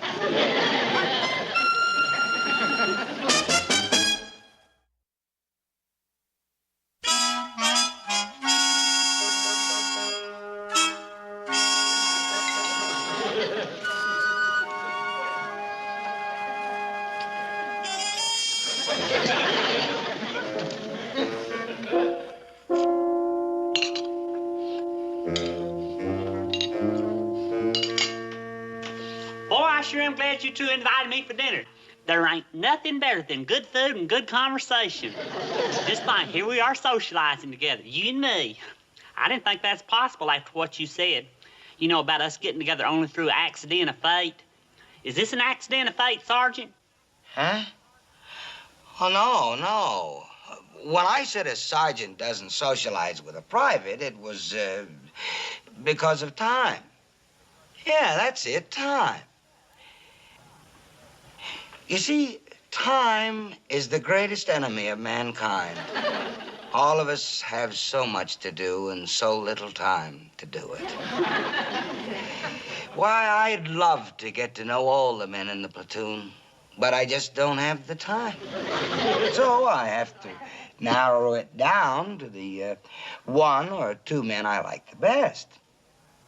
Golly. Now, have you had enough to eat? Would you like anything else? No, thank you, Sergeant. I think I've eaten plenty. Well, there's plenty more if you want it, ain't there, Bunny? Of course, there's plenty of food left in the house.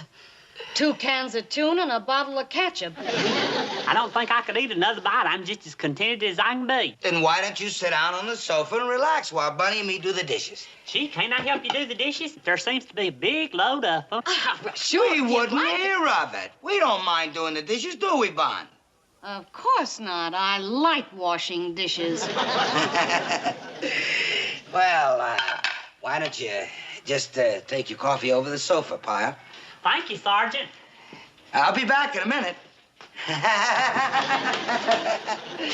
You're kidding. Look, Bunny. It's all a big joke, right? He'll hear you. How can he? He's stuffed to his ears with food. You know why I'm doing this. If he's a hostile witness against me in court tomorrow, I'll be ruined. So all I'm trying to do is to make sure he's not a hostile witness, that's all. You should have gone out and hired a good lawyer like I told you. Good lawyers cost money. I don't need a lawyer as long as Pyle ain't a hostile witness. So please, Bunny, be a sport. Be nice to him, just for tonight. Well, why do I have to be nice to him. We can do the dishes later. Now, come on, let's keep him entertained. I gotta make sure he ain't hostile. You know who's hostile? I'm hostile. Honey, please.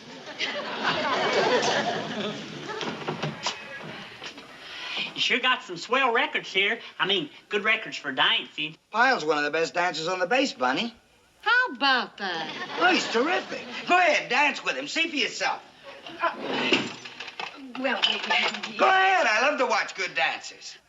well, yeah, it's okay with me, but well, I'm sure Gomer's too tired. For dancing? I ain't never too tired for dancing.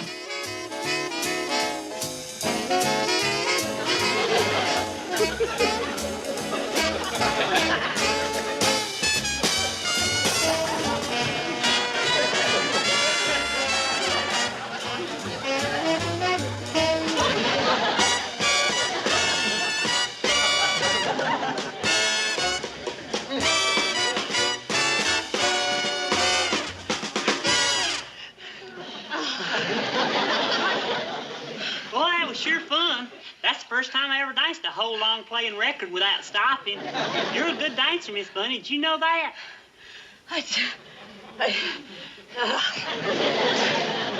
You having a good time, Pyle? Am I? I hadn't had so much fun in a long, long time. Good, good. And you know the best part? What?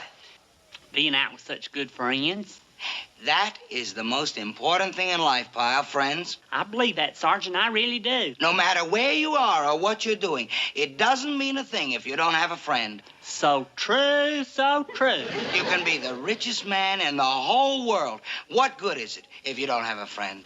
Amen, Sergeant. Amen and double amen. And when times are good, you should always share them with a friend.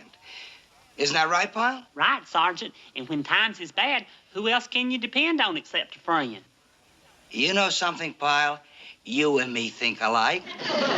Yes, we do. And we're friends, aren't we, Pyle? You're not only my friend, Sergeant, you're my best friend.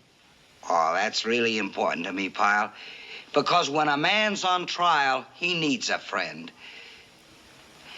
I guess I'm just lucky that the only witness to that accident happens to be my friend. Right, Sergeant. And ain't it a shame that the court's the only place where a friendship don't count? In court, whether you're a friend or an enemy, you got to tell the truth, the whole truth, and nothing but the truth.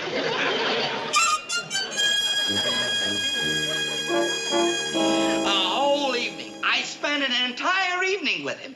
I gave him dinner. I let him dance with my girl. Nothing. He's not gonna be a friendly witness. You sure, huh? Well, it's like you said. He wouldn't be human if he didn't take advantage of this. I have been leaning on him for over a year. Now comes a golden opportunity for him. Oh, I can see it coming. Sarge, will you sign these papers, please? Do you have to bother me with that stuff now? I go on trial in an hour, remember? What are you bugging me with that for? Well, I'm sorry, Sarge, but these are the day's duty rosters, and they need your signature.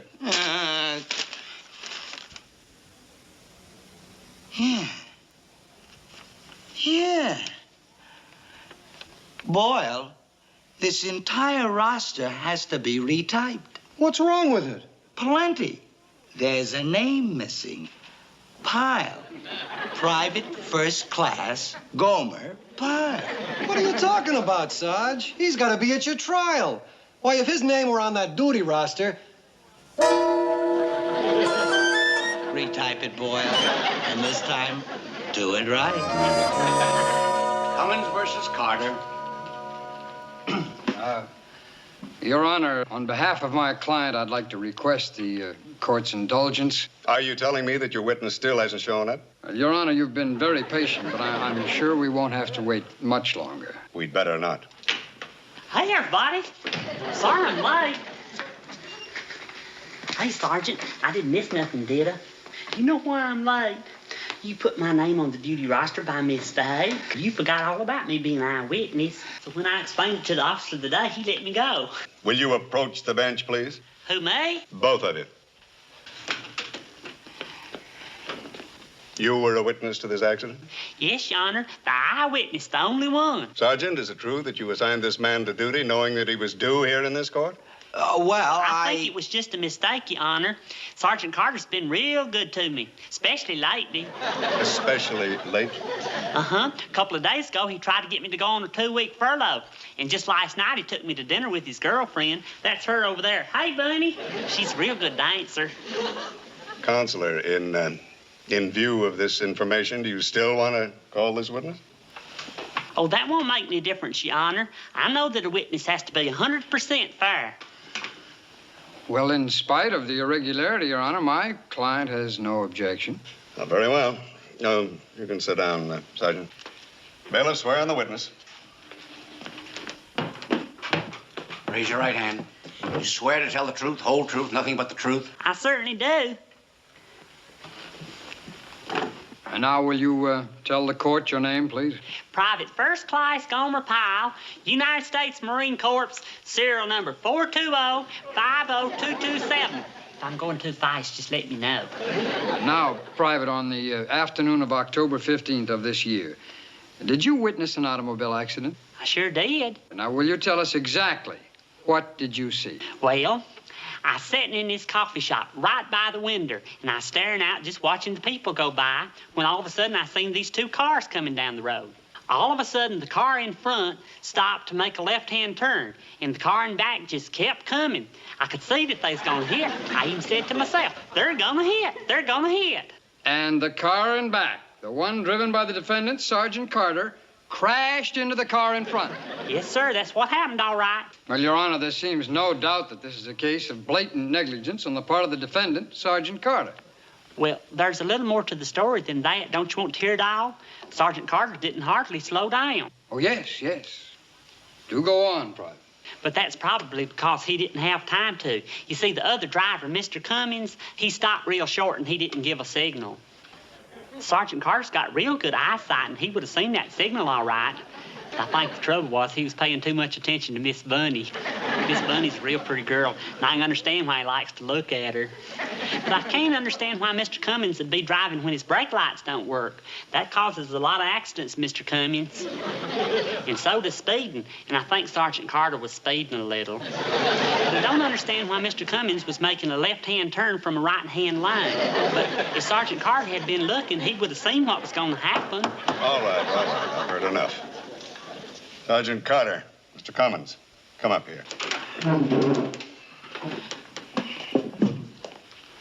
Now, from the testimony of this witness, it is all too apparent that both of you are at fault. And not only that, but as drivers, you are a menace to public safety. Now, if I hear that either one of you commits another infraction, even if it's only overtime parking, I personally will see that you lose your driver's license. Case dismissed.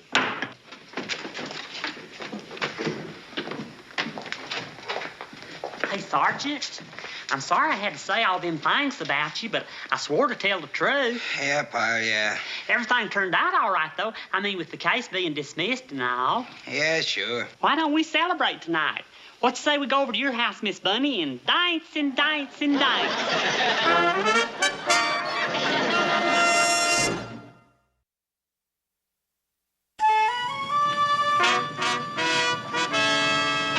I sure do appreciate the lift, Sergeant. Yeah. Boy, the way they're parked, they ought to have their heads examined. They got me jammed in here like a sardine. Well, speaking of sardines, where are we gonna eat? They sure do have you sandwiched in here all right, Sergeant. Speaking of sandwiches, No! I think you got just enough room to make it, Sergeant. I know, Pyle. I can see. Hey, look out, you're gonna...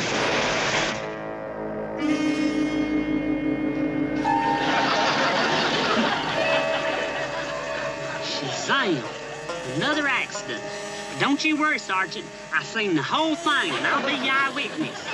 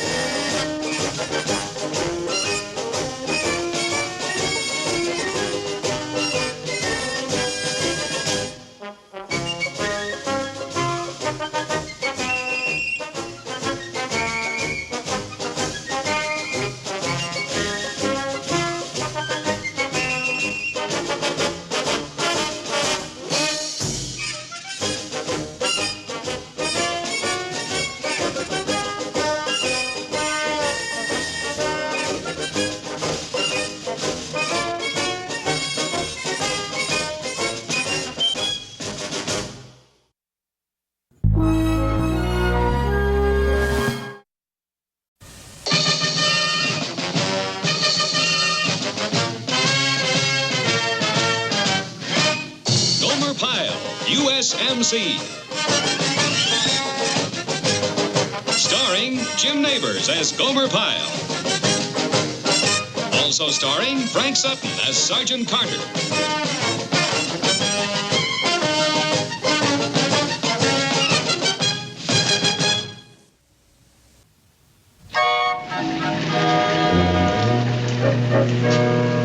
I got 65 cents. I got 90. I got 80 cents, but that's not counting my lucky silver dollar. But I know you wouldn't want me to use that. You got $1.80, Gomer. You mean you'd spend my lucky silver dollar? Gomer, this is no time to be sentimental. Either we spend your silver dollar or we go back to the base. All right. Look, we got $1.80 and 90, which is 270, and 65 is 335. What can we do with 335? Well, we can each have a hamburger and a piece of pie, or we can go to the movies and go home hungry. Oh, well, we could go swimming at the Y, which is a quarter, and have enough for a hamburger. No pie. Couldn't we just have a cookie and not spend my lucky silver dollar? Let's go to the movies. Okay, I wonder what's playing. Well, if we had an extra dime, we could call up and find out. Well, I got my lucky dime, but I know you wouldn't want to use that. Call, Gomer. But it's my lucky dime. Call. Well, do you know how long I've had Call. that? See, fellas, if I spend all my lucky coins, I won't have no luck at all this year. The number is 555-2560. Duke, are you sure you want to go to the movies? What else is there to do? Hello, what? It's a recording. The Bijou Theater proudly presents Fun for the Whole Family. The Hideous Hatchet of Dr. Wong and Blood on the Stairway. And selected short subjects and free parking in the rear. The Hideous Hatchet of Dr. Wong goes on the screen at 6:20 and 10:10. Blood on the Stairway can be seen at 8:30 and 11:55. That's good enough, Gomer. The Bijou Theater proudly presents Fun for the Whole Family. Hang up, Gomer, hang up. Both those sound like two real good movies, don't they? Yeah, sure, great. Let's go. Hey, look it. I'll pay. 60, 70, 75, 41.75. Would you believe it? Now listen, how's this strike you? Let's call some girls, pick them up in a cab, drive out to the Rainbow Club. We'll get steak dinners and dance. Great. On $3.35. What do you mean? We got 41.75, Gomer. Oh, but this is not our money, fellers. What do you mean? Well, if it's not ours, whose is it? Well, it's the phone company's. Huh? And we got to give it back. Oh, no, wait a minute, Gomer. I don't think I heard you right. You say you want to give this back? Well, it's the only thing we can do. The phone company didn't mean for all this money to come pouring out of there. It was a mistake, and we couldn't take advantage of somebody else's mistake.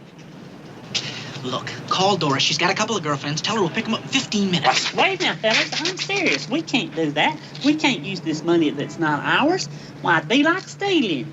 He really means it. It's not stealing, Gomer. I mean, how many times have you put a dime in and got a wrong number? You don't say that the phone company robbed you. That's just the breaks of the game. Fellas, we got to give it back. Gomer, you're out of your head. We should march right down there to the phone company and explain to them what happened and give them their money back. Gomer, pal, buddy, listen to me. Don't be a sap. The phone company isn't thinking about you, so why did you think about the phone company? Grow up, Gomer. In this world, you got to look out for number one, because believe me, nobody else is going to do it. Did you ever hear about that? Yeah, and I heard something else, too. Honesty is the best policy. Did you ever hear that? Gomer. And the only honest thing for us to do is to return this money that don't belong to any of us. Now, wait a minute, Gomer. Now, just wait a minute. We were all in on this, and 2 out of 3 say we take it and we spend it. Now, that's it. Fellers, it was my dime that fetched us this money, so I ought to have a say, too, and I say I'm going to take it back to the phone company and give it back. Now, you can come with me if you want. But, Gomer, now, please. Now, I'm sorry, fellers. It's the only honest thing to do. Now, you want to come with me? Are you kidding? I wouldn't want any part of it. And that's you, Frankie. No, sir. No, sir. You want to do a crazy thing like that, Gomer? Gomer, you are on your own. Suit yourself. I'll see you, but back to the phone company it goes.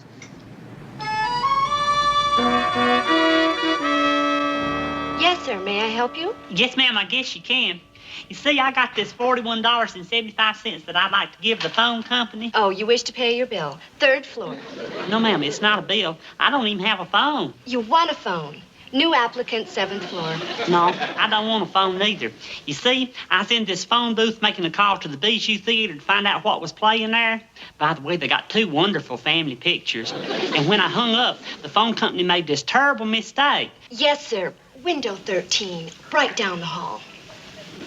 What number were you calling from, sir? Well, I don't remember the number.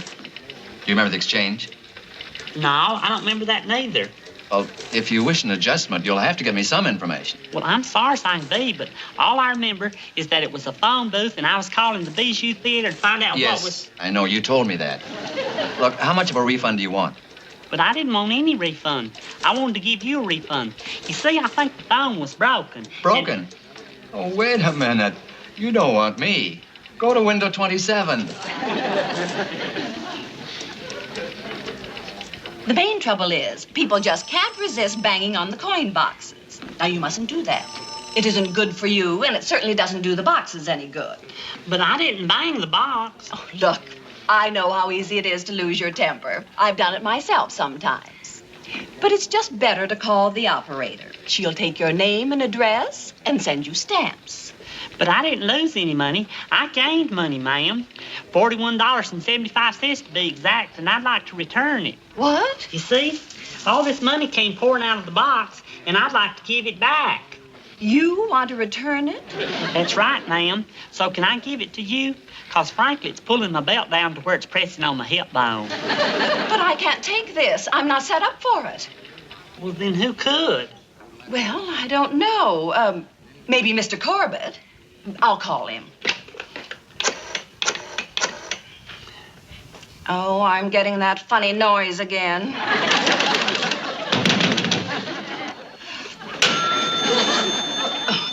Maybe you just better go up yourself. 3rd floor, room 301. Thank you, ma'am. What is he? Some kind of a nut? Doesn't seem to be. I mean, he's wearing a Marine uniform. Well, I know what it is. He's probably one of those pranksters. Pranksters? When you've been here a little longer, you'll find out that we get 'em all. About a month ago, a man came in here and claimed his Great Dane swallowed his princess phone, and he was expecting a very important phone call. That's ridiculous. I suppose it's the price we pay for being big. What do you want me to do, send him away? No, I'll handle this. This one's probably got a lot of lead coins he's trying to pass off on us. You know, I'm getting a little sick of these practical jokers having a lot of fun at our expense. This time, I'm going to have some fun. Tell him to come in. Well, come in. How do you do, sir? My name is Corbett. How do you do, sir? My name's Gomer Pyle, and I sure am glad to meet you, Mr. Corbett. You see, I was making this phone call. Yes, my secretary told me. And a lot of money came out when you hung up. Is that right? Right. And now you want to give this money back to us because you realize it was a mistake and you don't want to take advantage of us. That's exactly right, Mr. Corbett. Now, are you the man that I give the money to? Well, no. No, as a matter of fact, he's down in Morocco running his carrot farm. He is? Yes, but I do have a suggestion for you. Why don't you take these coins, heat them, and make toy soldiers out of them? Oh, they're lots of fun. Of course, now, if you do want to fly all the way down to Morocco, that's your business. But we cannot take that money here. Well, is there anybody else here that I could give the money to? Yeah, wait a minute. I have it. Why don't you take those coins to a munitions plant, have them melted down into a big ball, put it in a cannon, and then watch it go boom? Watch it go boom!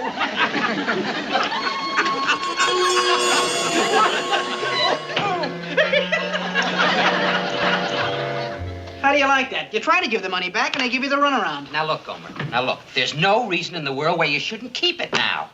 Oh, yes, there's just as much reason now as there ever was. It's not mine, and I got to give it back somehow. You're hopeless, Gomer. You're absolutely hopeless. All right, move it. Everybody move it. On the double. Gomer, you're not going to keep all that money in your pocket.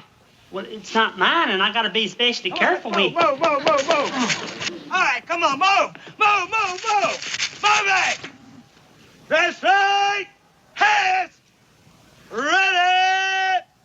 Hunt. Right. Hey. About. Hey.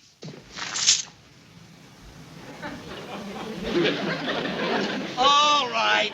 Running in place. Double time. Hey. Hut, 2, 3, 4, hut, 2.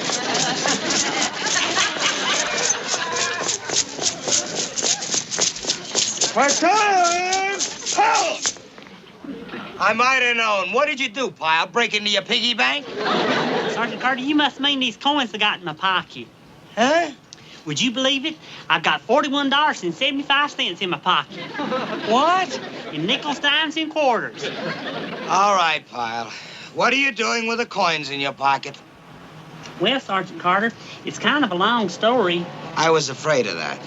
You mean to say the telephone company wouldn't take it back? No, they wouldn't. I went from place to place, and they just acted surprised. Yeah, well, I can understand that.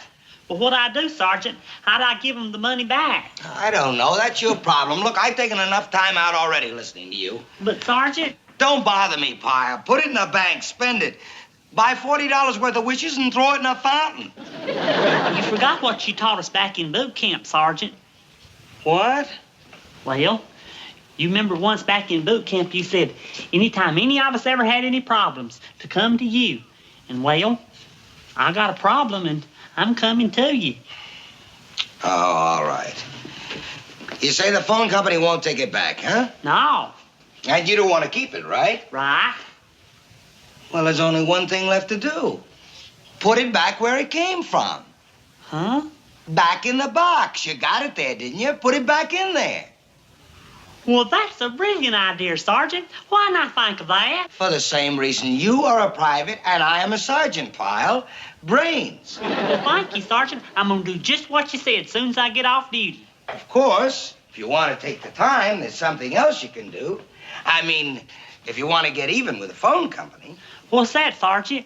You can get $41 worth of stamps and mail it to them.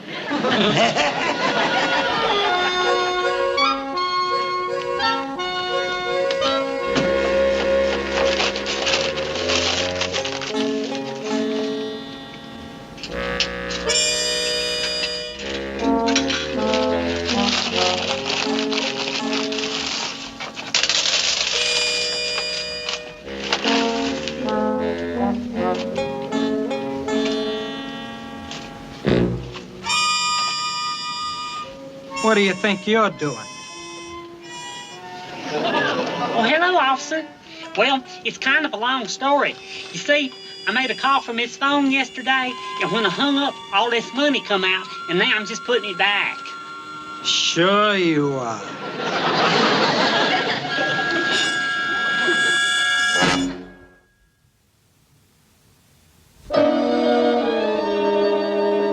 Now listen, Pyle, or whatever your name is, you were not putting money back into that coin box. Nobody ever puts money back into the coin box. But honest, that's just what I was doing. I crossed my heart and I hope to die. Where'd you get that uniform? You roll a Marine? You break into a pawn shop? Where do you live, Pyle? Well, like I told you several times, Barracks 305R, Company B, Camp Henderson. You know what I think, Pyle? I think you're a cheap crook and you're using that Marine uniform as a front. And I don't think this is the first phone box you've ever broken into. Why, I never. Now, come on, spill it, Pyle. We want the truth. You talk, Pyle, talk. You treat me nice, and I'll treat you nice. But you treat me mean, and I'll ignore you. Now, you listen now. Now, wait a minute, Bernard. Wait a minute. Let me handle this.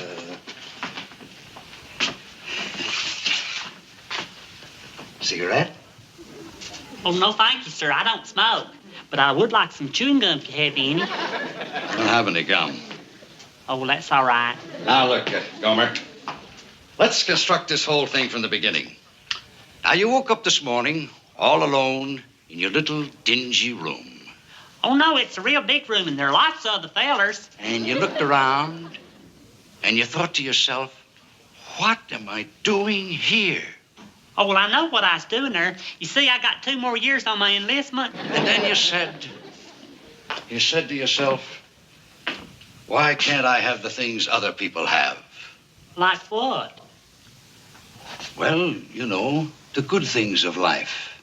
Wine, women, song. Shameful, shameful. That's what you consider the good things of life? Well, I don't, but you do, don't you? Well, they're all right, but there are a lot of other good things, like good books and good friends, and you can't buy those with money either. Now, look, you're a crook, and I'm sure of it. That's terrible. Nobody's ever called me that before. I told you how you could prove it. Just call up my buddies at the base. They was with me when the whole thing happened. Sure. You got a whole outfit operating with you, right? Well, then just call up my Sergeant Carter. You don't have a Sergeant Carter. You're not a Marine either. Well, you may not believe me, but he does. You believe I've got a Sergeant Carter, don't you? And you believe I'm in the Marines, don't you? And you believe I was putting coins in that box, don't you? Well, no, Pyle. Frankly, I think you're a crook, too. I never. I ain't gonna talk to neither one of you. Unless you call Sergeant Carter, that's all I got to say.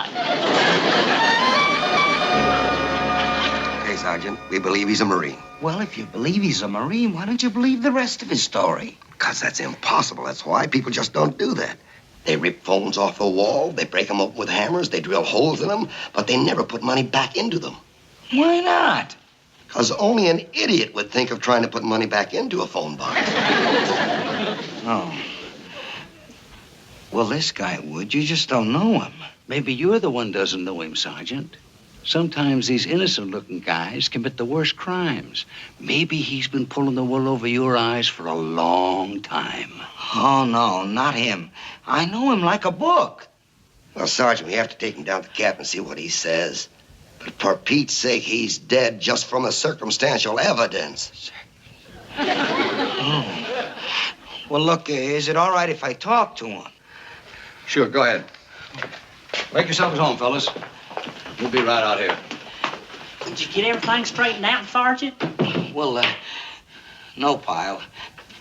Look, I don't know how to tell you this. It doesn't look good. But why, Sergeant? I didn't do nothing wrong. I know, but it's a circumstantial evidence. You see, there you were in a phone booth at night with all them coins splattered all over. Well, put yourself in their place. What can they think? Circumstantial evidence. What's that? Circumstantial evidence? Oh, that can be rough. You see, they got all the evidence, and it's circumstantial. I told them what happened. I told them I was putting the coins back. Yeah, but what idiot puts coins back in a coin box? Well, Sergeant, won't you tell them it was your idea to put the coins back? It was, you know. Yeah, but they never believe a guy like me would let you do such a stupid thing. Then they'd really get suspicious, because they'd figure I was just sticking up for one of my men. What are we going to do, Sergeant? We're gonna fight, that's what. They give you all this double talk about circumstantial evidence, and we got truth and right on our side. You know what you need, Pyle? You need a good lawyer. A lawyer? But why, Sergeant? Besides, I can't afford a lawyer. I know. So you know who's gonna handle your case for you? Me. You? Sure, I know how to talk to these guys, and I know you, Pyle. And I'm the guy that can get you out of this if anybody can. Circumstantial evidence. You sure, Sergeant? Sure, I'm sure. It's an open and shut case. Just trust me, Pyle. Just trust me. Now I'm sore, really sore. Sergeant, where are we going to get $500 to bail me out? Oh, I don't know. Quiet, Pyle. Let me think. Sergeant Carter, when my trial comes up, are you still going to be my lawyer? Because if you are, I was thinking... Yeah, listen, Pyle. You said you went to the phone company. Do you remember who you talked to there? Well, I talked to everybody. Well, you remember anybody's name? Yeah, I remember the last feller, Mr. Corbett, but he just made a joke out of it. Sergeant Carter, why can't we call Frankie and Duke? They was with them when the whole thing happened. No, I don't think they believe them either. Well, why not? They seen the whole thing. I know, but they'll figure they're just your buddy sticking up for you, the same way I'm sticking up for you. But they was there. No, the best thing is for me to go back to the phone company. What was his name again, that last guy? Corbett, Mr. Corbett. Look, Pyle, I'm gonna get a hold of him the first thing in the morning. I'll get you out of this if it takes me a year. Just don't give up hope. I'll see you, Pyle.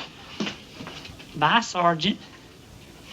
Do you mean to tell me he tried to return the money? Well, yes. Well, then why didn't you take it? Well, officer, you must realize we are a big company. We get all kinds of cranks. And besides, if he'd gone to the right window in the first place, none of this would ever have happened. Well, what was right window? Window 32. Well, I don't remember seeing a window 32. It's in our annex over across the street. Well, here's your money, Mr. Carter. Oh, thank you, officer. Good day, gentlemen. How do you like that? The nerve of that guy. He didn't even thank you, Pyle. Is that a sap or is that a sap? Why do you? Well, I'm sorry, Gomer, but you brought the whole thing on yourself. And what did you get for it? You and your honesty is the best policy. See, was I right? We tried to tell you, Gomer, but you had to be so honest. And what did it get you? A whole mess of trouble. Now, will you listen to me? I just wish we'd talk about something else. Pyle, is Pyle here? Here I am. You got a visitor in the duty hut, a Mr. Corbett from the phone company. I wonder what he wants. Well, he probably counted the money and you're a dime short. Yeah, he wants you to give it back.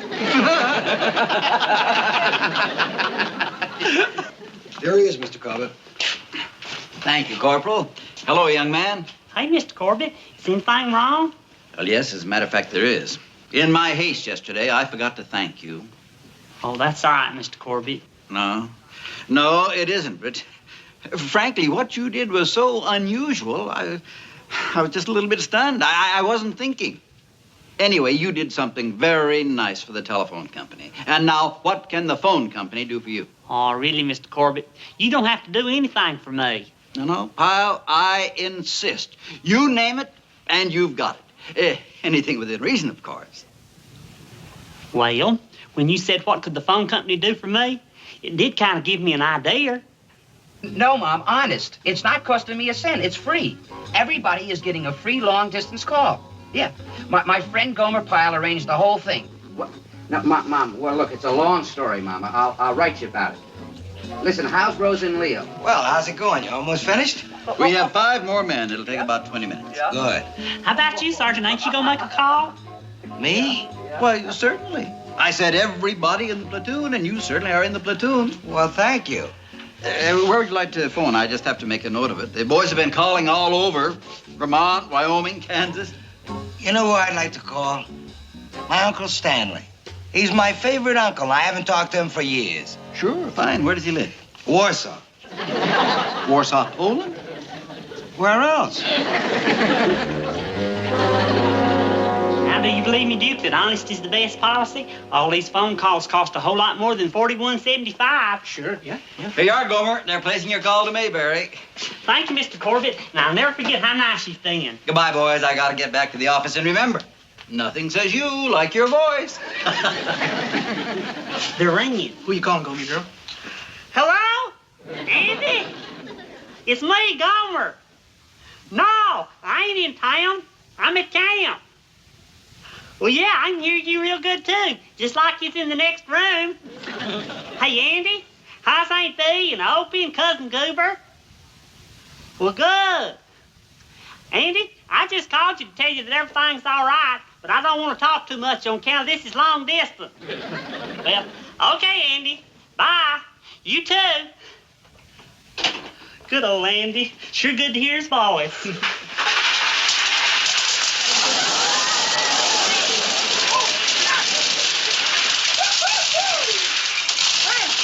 There must be at least... Mr. Corbett! Mr. Corbett! Mr. Corbett! Mr. Corbett!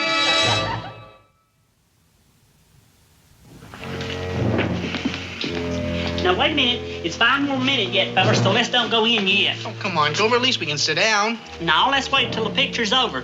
If I know how it ends, it just ruins it for me. Come on, Gomer. You know how it ends. All these monster movies end the same way. The monster gets electrocuted. So that Gomer's getting it now. I ain't listening. I just ain't listening. Oh, Gomer, you should see him.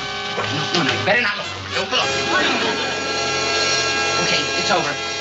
Can we go in now? Let me get some popcorn first. I just can't enjoy a movie without popcorn.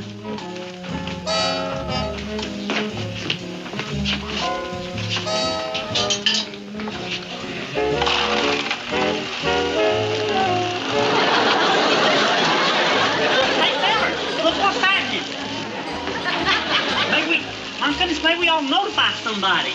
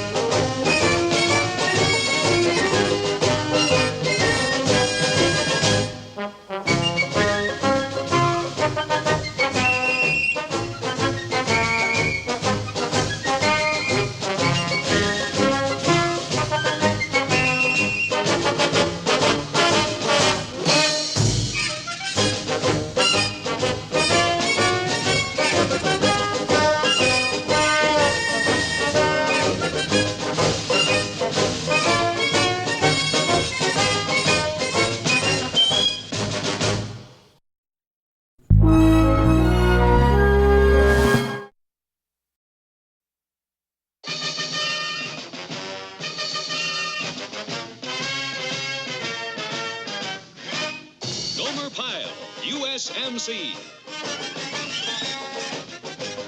Starring Jim Neighbors as Gomer Pyle. Also starring Frank Sutton as Sergeant Carter.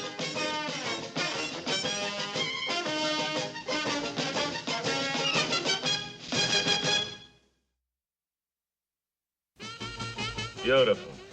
Her eyes are beautiful. Her nose is beautiful. She's beautiful. She is just beautiful. Yeah, beautiful. She sure is. How'd you like the date with that, huh, Boyle, huh? Yeah. Huh? First little dinner and a show, then later a drive up to Lookout Point, then park a little.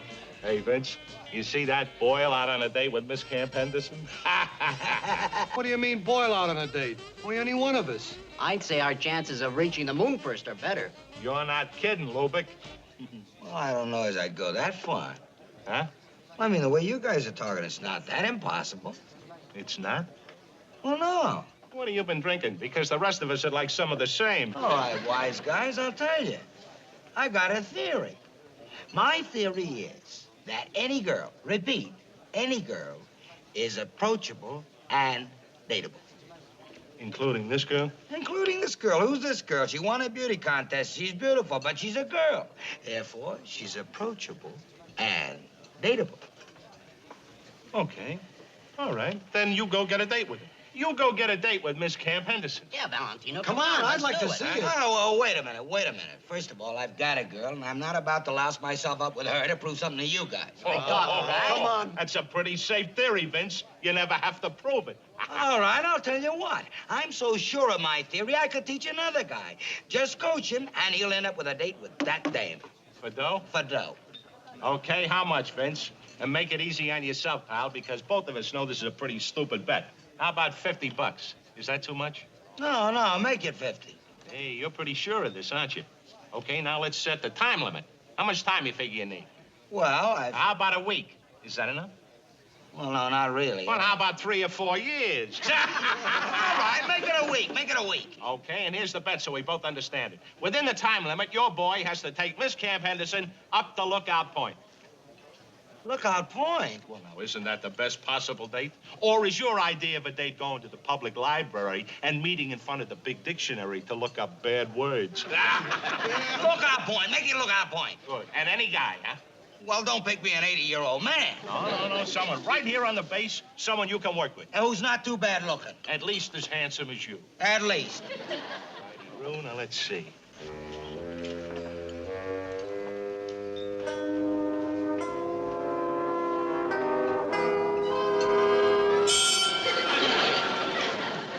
Got him.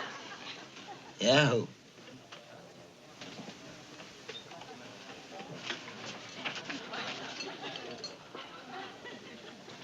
Pyle? Oh. You said anybody, and he qualifies. Barely, but he qualifies. Come on, Vince. I'm gonna let you off the hook. I know you get carried away sometimes. Forget the whole thing. Forget the bet. What do you mean? Forget nothing. I made a bet. I'm no Welcher. Okay, Vince, if that's the way you want it, but, well, at least let me make it easier for you. Let me pick another guy. No. You wanted Pyle? Okay, Pyle it is. Come on, Lubick. Let's get out of here. Let the professor start working out his strategy. Or can we stick around and watch you give Pyle his first lesson? Nah, you can't do that. He's gonna put him under hypnosis, right, Vince? You're gonna make Pyle think he's Rock Hudson. Hypnosis. I never thought of that. You're funny, Lubick. Hypnosis. See you later, Rock.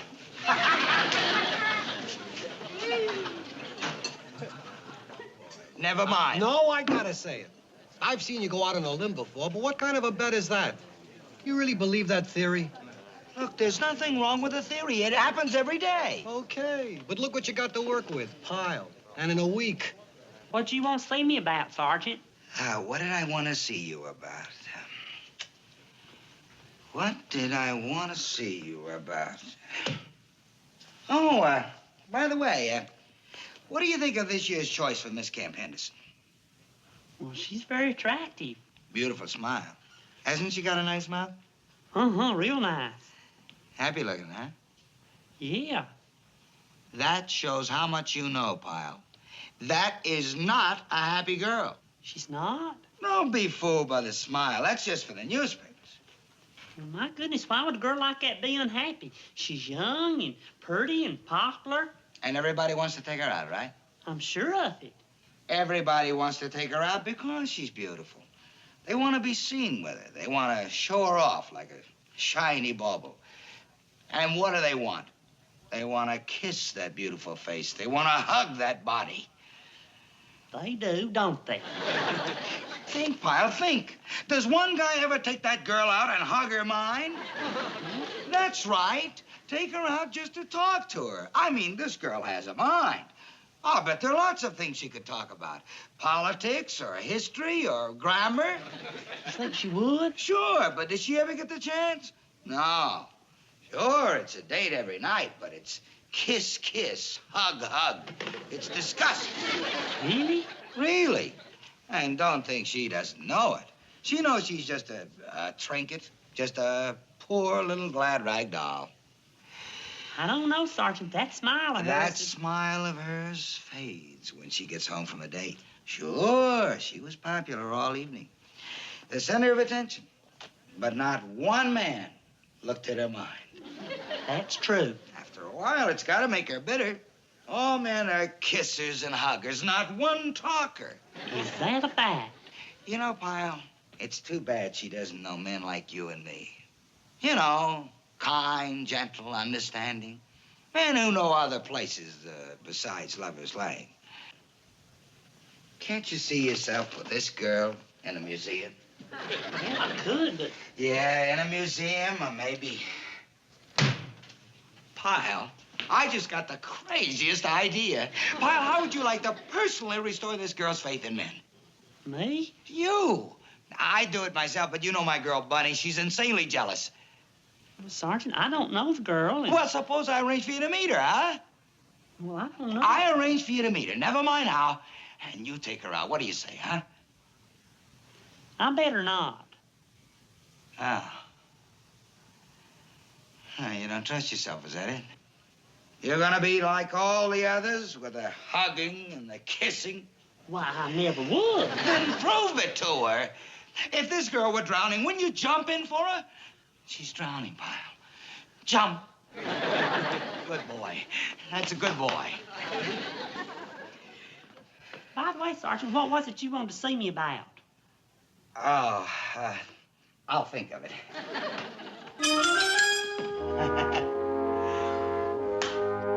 18, 20. Well, here we are. Sergeant, I don't think this is such a good idea. I've already got a dry throat. That means that the words won't slip by and... Relax, just relax. Now listen, Pyle.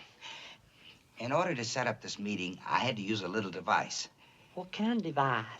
Well, I told her it was for an interview for the camp newspaper. I told her I was the editor and you were a reporter. That's not a device, that's film. Well, listen, we can't explain to her on the phone that we're different, so I used a device. You mean a film? It's just to establish a beachhead. So make believe you're a reporter. Ask a lot of questions. How does it feel to be Miss Camp Henderson? Does she have any hobbies? What's her favorite dessert? You know, get to her mind. I don't think I want to do this. Oh, wait a minute. You can't back out now. This girl... Yes? Miss Myers? I'm Sergeant Carter, the editor of the Camp Henderson newspaper. I spoke to you earlier on the phone. Oh, yes. This is Private Pyle, one of my reporters. He'll handle the interview. I'm very pleased to meet you. Won't you come in? Yeah. Won't you sit down? No, thanks. I gotta run. You know, keep the presses rolling. I just came along to make sure the interview gets off on the right foot. You know, it's funny they didn't say anything about an interview the other day when they took my picture. Yeah, well, we appreciate your giving us your time. Now, Private Pyle likes to get all the facts, so he'll probably need an evening besides this meeting. Fine. I'll go now so Private Pyle can start the interview.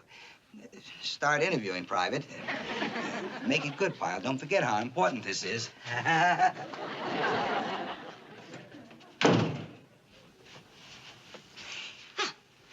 Would you sit down? Can I get you something? Coffee or... Oh, no, ma'am.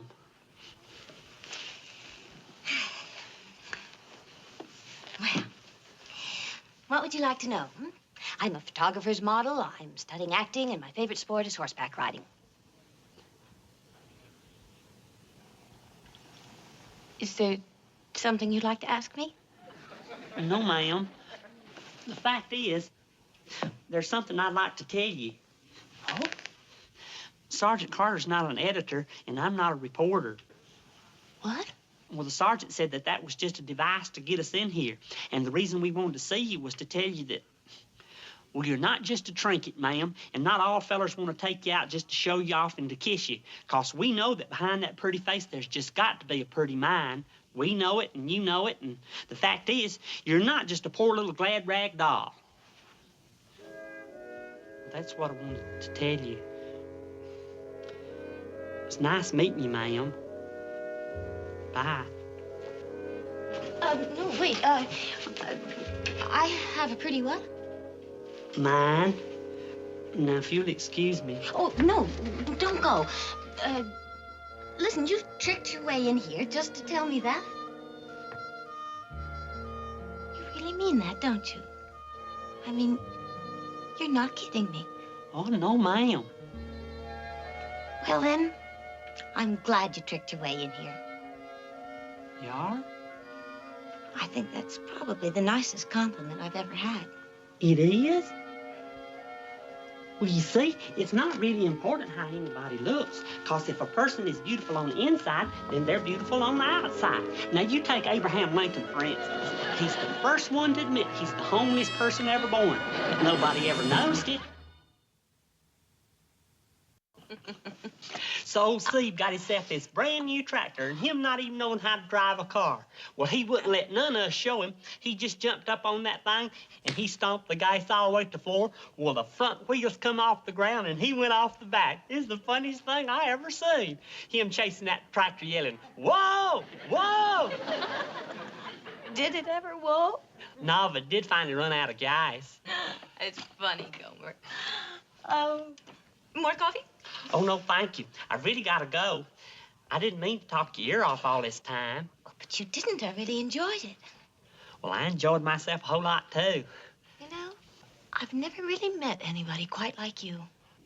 You know, Sergeant Carter says that all the time, but it comes out different the way you say it.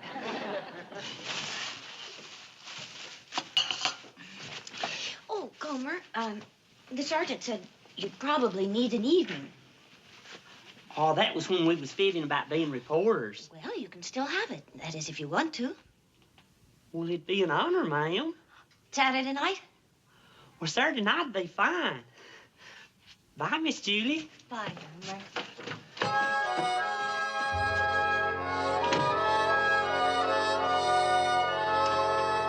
Where is he? Where is that nitwit? There was some chance I'd take to leave him alone with the girl. Why? All he has to do is ask her a few questions, make an appointment for a night interview, and that's the date. Up on Lookout Point for an interview? Why not? It's quiet. Hey, Sergeant. Pyle, where have you been? What happened? How'd it go? Did you set up an appointment for a night interview, huh? Did you? Oh, that's all over and done with, Sergeant. I told Miss Julie the truth about us not being on the newspaper. You didn't. You blew it. You went and blew it. Why did you blow it, Pyle? Well, 'cause it wasn't necessary. We got along just fine. Got to be good friends. What? You got along fine? Uh-huh. Things always work better when you tell the truth. Fact is, she asked me to take her out Saturday night. She asked you? For a date. She didn't. Oh, that's great. That's just great. Now, look, Pyle, the next step is to prove to this girl how really different you are from all the others. So here's what I want you to do. I'm going to let you have my car for this date. You are? Well, thank you. Now, you take her up to Lookout Point and park. Lookout Point? You mean that Lover's Lane place? Well, you're going to be going up there not to hug and kiss. You're going to be going up there to find out more about her mind. Is that going to prove to her there's still some decent guys left in the world, huh? Sergeant Carter, this is a fine thing we're doing for that girl. You're a good person. Truly, truly good. And truly, truly rotten. What do you mean? It's working. The theory's working. He got to her mind. Yeah, well, what if she tries to get to his mind? How can she get there? Nobody's ever been.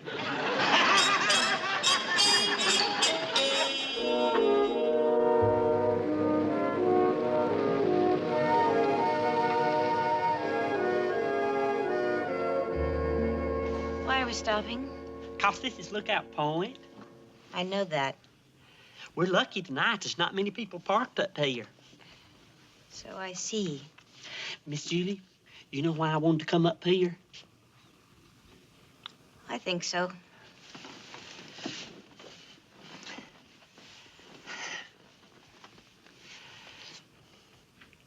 Listen. What? Just listen. Listen to what? Listen to the quiet. Just listen.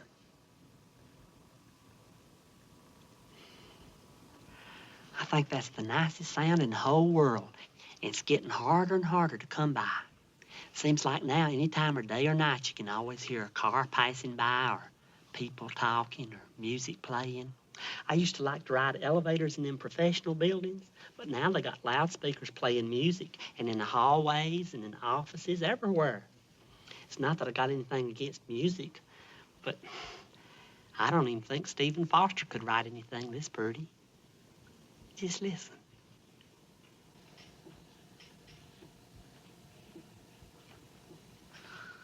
Gomer, is that why you brought me up here?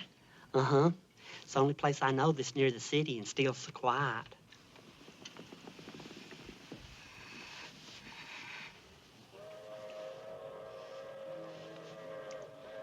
Hear that? That train? That's the 904 to Barstow. Ain't that a pretty sound? Golly, ain't it peaceful?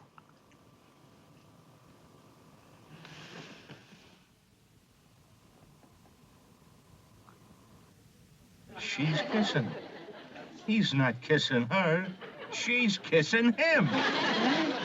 Let me see that.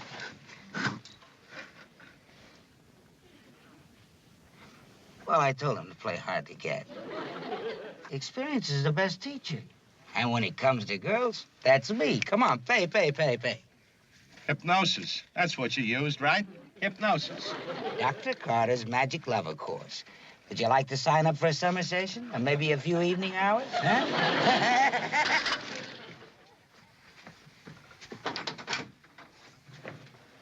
Hi there.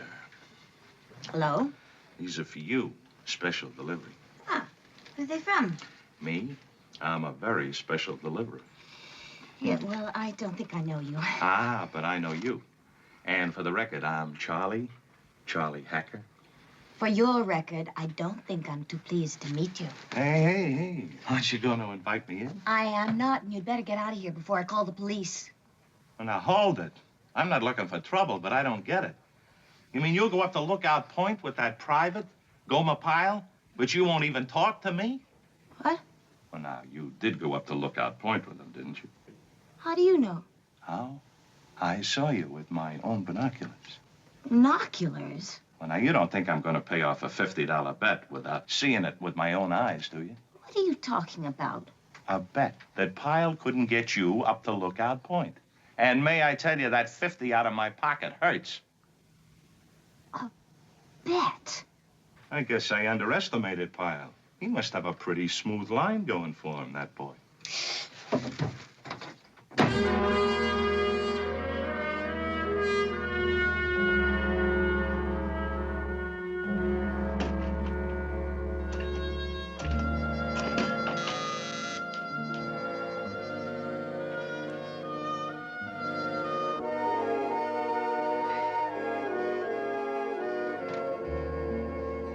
Hi, Miss Julie. Hello, Gomer. Come in.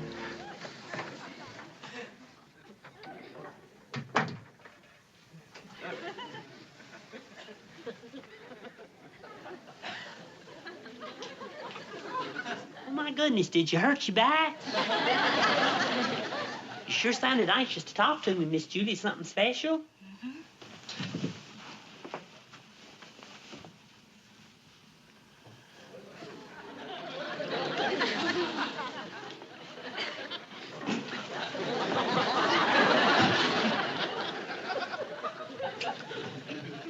You sure are acting strange, Miss Julie. That's not like you. Don't play innocent. That's what you want, isn't it? You're just like all the others, except you're a lot smoother. You and your dumb hillbilly act. Well, you got your kiss and you won your bet. Now get out of here. What? What's going on? What bet? Sure, you took me up to Lookout Point just to listen to the quiet. And I was dumb enough to believe you. With your friend watching the whole thing. Pretty funny. Huh? Yes. Sergeant Hacker, your friend, told me all about it. It seems he's a sore loser, so why don't you go cheer him up, buy him a beer, and have a good laugh on me? How could you do it, Sergeant? How could you do a thing like that? Look, the whole thing was a gag. That's all, a gag, and it paid off. What are you making such a big thing out of it? 'Cause now that girl's more bitter than ever. Look, if Hacker hadn't gone up there and blabbed the whole story, everything would be okay. Go blame it on him. Bad part's how Miss Julie trusted me. But you know what the worst part is, Sergeant? The worst part's how I trusted you.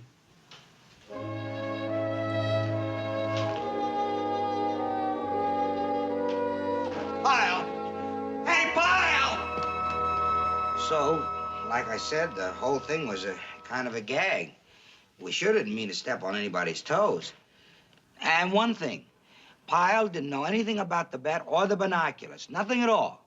So for the record, let's get him off the hook. That really wasn't a nice thing to do, though, Sergeant, was it? You know, a bunch of guys sitting around come up with all kind of crazy bets and ideas. They don't always backfire like this one. Well, the only fortunate thing about it is that you picked someone as nice as Gomer, who was very sincere about it all. Yeah. Well, anyway, I'm sorry about the whole thing. But it was an accident the way it came out. Just an accident.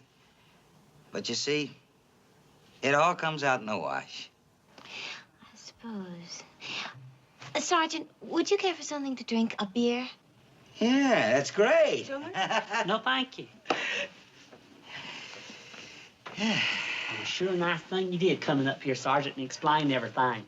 What you did first, though, was terrible. But this was the nice thing you did. Yeah, well, look at it this way, Pyle.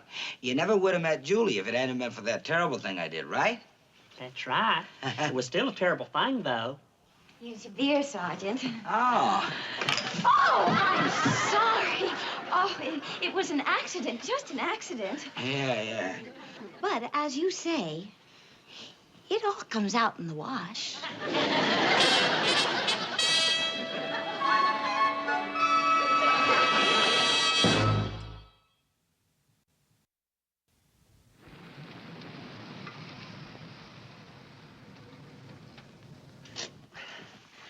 Well, here we are again.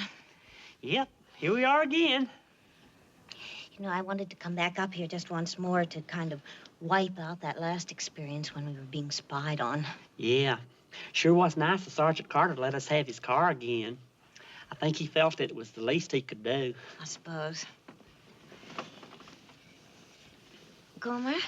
Huh? You know, the last time we were here, I was very suspicious at first, and of course I found out that you meant well all along and that you're very sincere. Well. And so, Gomer, if you'd like to kiss me, I won't mind. Of course, if you'd rather not. Oh, no, ma'am. It's not that. It's just that the 9:04 at the Barstow is due, and I can't do two things at once. I can't kiss and listen to trains at the same time. So just as soon as it passes, I'll kiss you real good.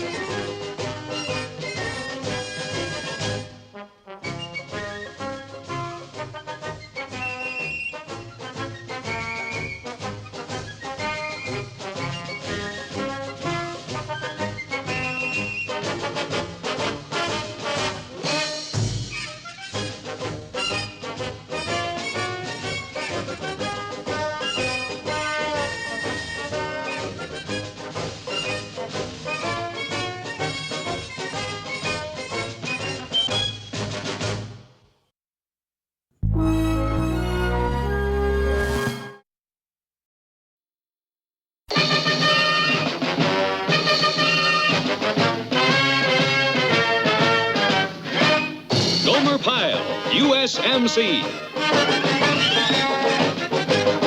Starring Jim Neighbors as Gomer Pyle. Also starring Frank Sutton as Sergeant Carter.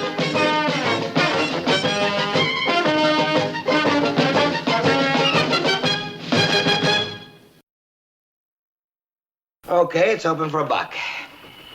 Okay, Vince, I'm in. I'll see it. Come on, Carter, deal him like you knew how. Listen to the Maharaja of the mess hall. How many cards? I'll take 3. Give me 2. And I'll play these. Cost you 2 clams to see 'em. Okay, Vince, I'll keep you honest. That's it for me. Read 'em and weep, sucker. 2 pair, aces and jacks. Not so fast, sport. I got 15. What? 3 little 5s. Looks like he outdrew you, Sarge. You should only have such luck with your chow, Hacker. We'd be eating like kings. I don't know about my chow, but I just cooked your goose. Cooked this goose. Hey, Sergeant, I got it. Huh? Don't you remember? You told me to stop by and pick up your uniform at the dry cleaners. Dry cleaners? He's already been taken to the cleaners, haven't you, Vince? Okay, Pyle, just hang in the locker. Wait a minute, let's see what kind of work they did. No, that's not my uniform. That's skirt. It's a woman's. Why don't you try it on, Vince? Maybe it'll change your luck. Can't you ever do anything right? I gave you a simple little job. Go over to the cleaners and pick up my uniform. Was that too much for that peanut brain of yours to absorb? Well, I'm sorry about that, Sergeant, but it said Sergeant Carter on the bill. It did? Where? You're right, Pyle, it did. It says Carter, all right. Sergeant Gloria Carter. Well, I'll be. Gloria Carter. Well, I'm sorry, Sergeant. Knock it off, Pyle. Just double time over to that dry cleaners and pick up my uniform. Now, is that clear or should I write it down? Go! Right, Sergeant. I can't imagine how a mistake like that happened. Imagine me. Move! All the nitwits. You know, I used to have plans of being a 30-year man. But with a guy like Pyle in my outfit, I don't know. Any day now, any day. Yeah. Well, as my old mess sergeant used to say, no matter how you stir the pot, you only get out of it what you put into it. Huh? What is that supposed to mean? What's it supposed to mean? Well, I was just saying a guy like Pyle needs special attention, and he's just not getting it. Can you open, Boyle? Hold on, Hacker. What kind of attention ain't he getting? What kind? Understanding. You know, a guy that knows how to work with him. And it's just possible, Vince, that you don't know how to handle him. And can you open? I don't know how to handle him. Well, what are you hitting at, Hacker? That you know how to handle him? Well, I've had guys like Pyle in my mess hall. Some even worse. I remember one bird brain, he couldn't even handle a can opener. But I worked with him, gave him a little encouragement, and then within 1 week, he was able to prepare a meal for the whole company. Well, what do you know, Boyle? We got a miracle worker sitting here, a regular miracle worker. Can we play? And what are you suggesting, Hacker? That you can work a miracle with Pyle, too? No miracle, Vince. Just the right approach. You see, the trouble with you is you have no tact. I got no what? Tact. You see, the difference between us is that I have feelings for human beings. And let's face it, Vince, you don't. As a matter of fact, sometimes you are downright crude. Crude? Who are you calling crude? You, I'm calling you crude. Fellas, please, can we play? You know what I ought to do? I ought to turn him over to you. That's right, you got all that tact and feeling for people. I ought to give him to you as a present. Why don't you? I couldn't do any worse for them than you had. Okay, he's yours. And while we're at it, suppose we put a little bet on it. A bet? Who said anything about a bet? Well, you're the big genius that took some goof up and had him turn out a meal. There's no reason you can't do the same thing with Pyle, is there? Pyle? Cook a meal? Hey, he's pretty big with the talk, ain't he, Boyle, huh? But when it comes to putting up the dough... Okay, I'll do it. I did it with one knucklehead, I can do it with another. You mean you're gonna take Pyle on? Yeah, I'll take him on, just to prove something to you, Vince. Okay, how much? You tell me. Well, since you're loaded down with tact, shall we say 50? All right, let's say 50. But remember, I'm not promising Pyle will be the head chef at the Waldorf. He'll just be able to prepare a meal by himself. You heard him. $50. By this time next week, Pyle cooks a meal all on his own, right, Hacker? Right, yeah. Oh, and just one more little thing. About that meal, Hacker. We have to live after it. The mess hall? You mean you're putting me on KP? Oh, no, Pyle. This has nothing to do with KP. You see, there's this new regulation that all Marines have to be able to double up in different jobs, you know, in case of emergency. So, knowing how you love to eat, I thought you'd be perfect for the kitchen. Well, does this mean that I'm going to be over there all the time? You're not trying to get rid of me, are you, Sergeant? Oh, I know, Pyle. How could you think such a thing? This is just a temporary assignment for a week. And what a great opportunity. Really? Oh, sure. Everybody wanted the job, but Sergeant Hacker asked for you special. He did? Well, I sure hope I'm worthy of the job. Oh, you are, Pyle. You are. You're going to be just great. The fact is, I've got every confidence in the world in you. Well, thank you, Sergeant. Knowing that you feel that way about it, I'm going to go over there to the mess hall tomorrow and give it everything I've got. Good. Good boy. You will? Yeah, well, remember, Pyle, we're all only human, and sometimes even the best of us make mistakes. Don't you worry, Sergeant. I won't let you down. Yeah, well, whatever you do, Pyle, just be yourself, and everything will work out fine. How do you mean that? I mean, don't do anything to change the way you are. I mean, just be yourself. All right, snap it up in there now. We're a little behind this morning. Pyle? Where's Pyle? He was here a minute ago. Pyle? Here I am, Sergeant. I had to go change my hat. The other one was kind of loose, and I didn't want it to fall into breakfast. Yeah, fine, Pyle, fine. But stay close. Stay real close. Now, you're my #1 assistant, and I'm counting on you. Well, I sure appreciate that, Sergeant. And believe me, I'm going to do my best. I mean, you won't be sorry for all the faith and trust you have in me. Yeah, sure, Pyle. Now, let's see. I want to put you on something nice and simple. There it is. Now, since this is your first day in the kitchen, I'm going to put you on oatmeal. You mean I'm going to get to make the oatmeal? I ain't had a recipe for oatmeal. No, Pyle, no. The oatmeal's all ready to go. You see, the ingredients are all in there cooking away. Now, all you have to do is stir. Now, watch me. Now, you see, that's all there is to it. You just make circles. Nice, round circles. Now, why don't you try it, Pyle? Okay. Like this? Aye, that's perfect. Just perfect. I've never seen anybody take the stirring just like that. Thank you, Sergeant. Just one question, though. Is it okay if I change directions and go like this? Sure, anything you want, Pyle. Backwards, forwards, sideways. Can I make numbers and X's like a figure 8? Sure, Pyle. X's, numbers, doodles, anything you want. But just keep stirring. Now, I'm going to go out and check on the steam tables. If you need anything, just call me. Right, Sergeant. You go about your business and just leave the oatmeal to me.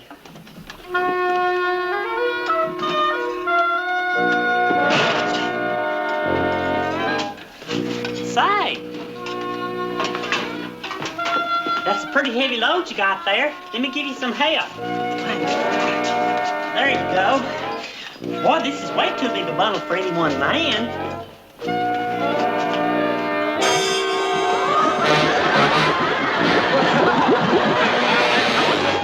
Oatmeal! Pyle! The oatmeal! Pyle! You call me Sergeant, I was just helping. Shazam!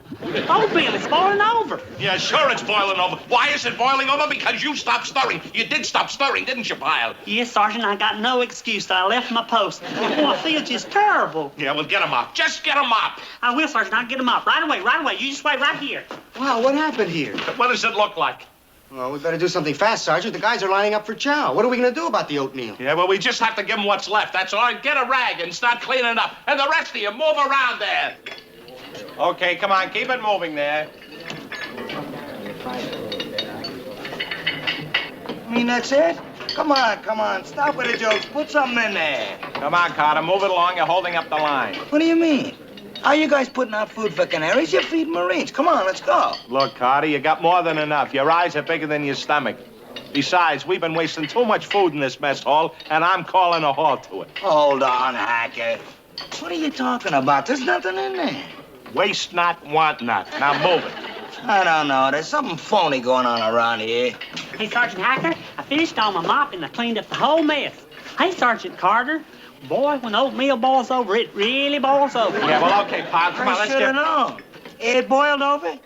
We're out of oatmeal because of you, huh, Pyle? That's right, Sergeant. It's all my fault.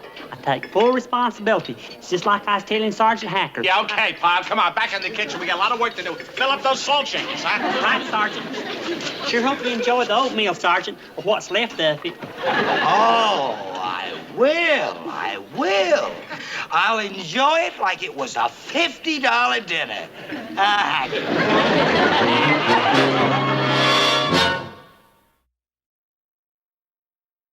Okay now, Pyle, like I told you, we're going to forget all about what happened at breakfast. We're going to start fresh. We're going to pretend that you've never been in this kitchen before, all right?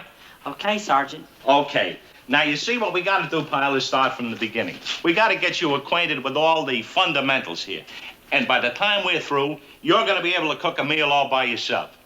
Golly, Sergeant. Me cook a meal by myself?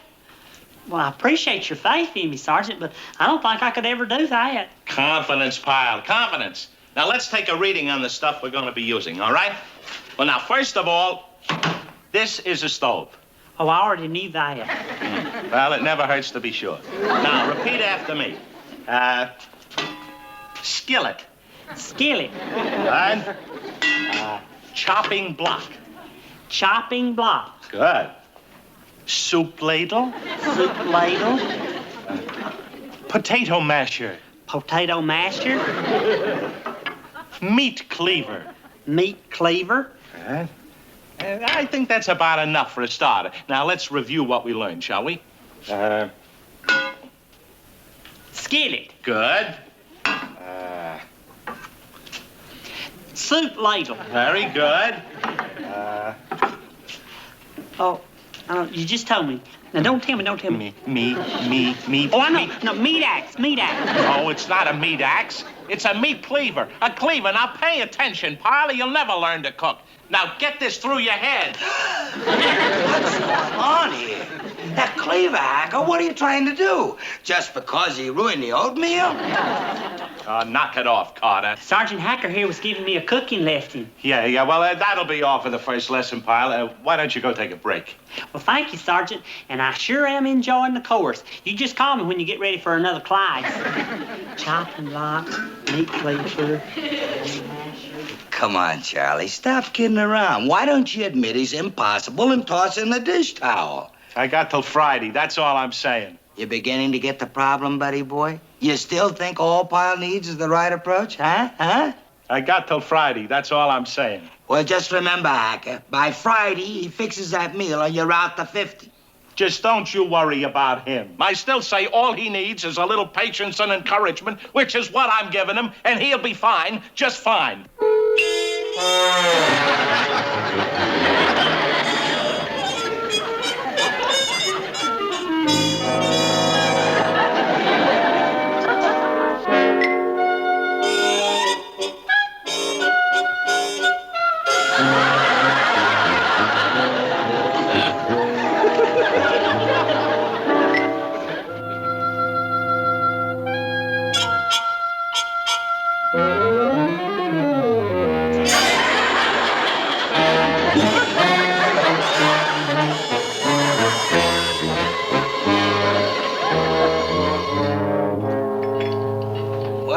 Well, look who they got serving up the noon chow. Hey, Sergeant Carter, Corporal Ball, would you care for some mashed potatoes? Oh, sure, Pyle. Load me up. I'll take some too, Pyle.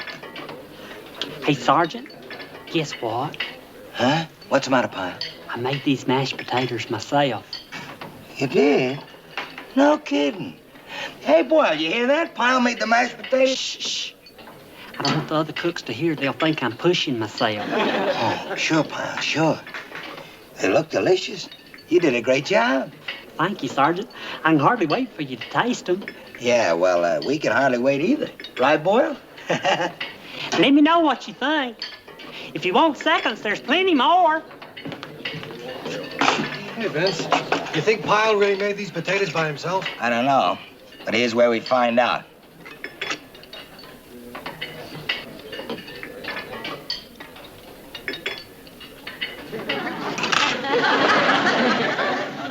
He made them. Hacker! Oh, Mess Sergeant Hacker! What do you want, Carter? I'm busy. I understand that Pyle made these potatoes all by himself. That's right. Pyle made them. So what? What's wrong with them? Well, Boyle and me was just wondering about the recipe. Did he use cement or wallpaper paste?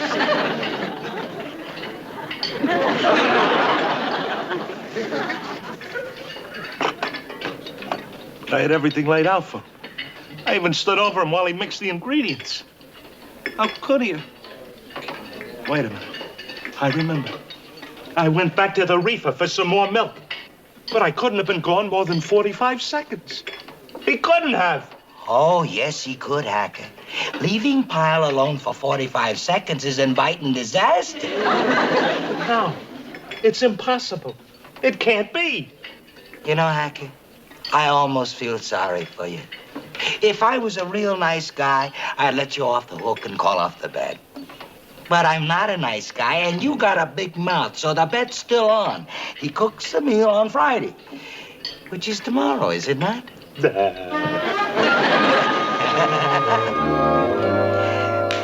Yes, sir, Boyle, this is it. D-Day, dinner day. 50 big ones coming my way. 5-0. You sound awful confident, Sarge. You that positive Pyle's gonna blow the meal? I'll tell you how positive I am. I'm going to call that fancy French joint in town, La Petite Chateau, and make a dinner reservation for Bunny and me. We got a lot of celebrating to do. You sent for me, sir? Yes, Sergeant.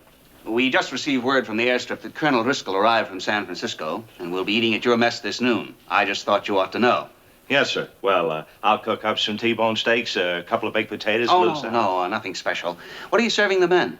Well, the menu calls for salmon croquettes, sir, but I'm sure that you and the Colonel would like something a little more elaborate. I'm afraid you don't understand, Sergeant. Colonel Driscoll makes it a policy to always eat what the men are eating, so salmon croquettes will be fine.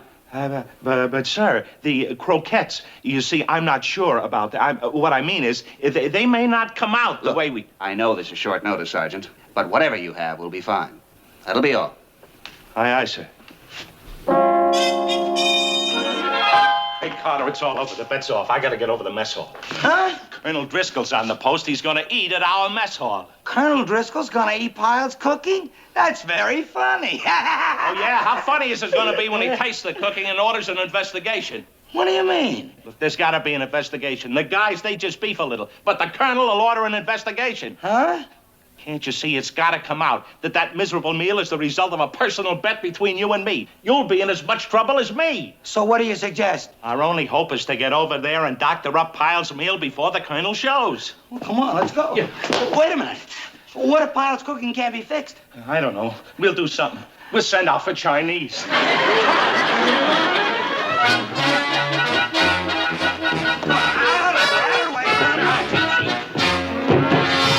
Vince, look. You're too late. It's Colonel Driscoll with Colonel Gray. Yeah, and look who's carrying their trays. Oh, somebody trip him. Somebody trip him, please. Oh, he's serving the meal. Vince, I can't watch anymore. Pyle's handing out the napkins. Driscoll's picking up his fork. He's taking a bite. I can't watch either. 15 years. 15 years. I've been a mess sergeant for 15 years. And now to see it all go down the drain. Easy, Charlie, easy. You take it easy. All those years serving up chow in jungles, on beachheads, during air raids, in war and peace. All those years. And not once was I ever called up for a bad meal. And now this is the way it all ends. And it's all your fault. My fault?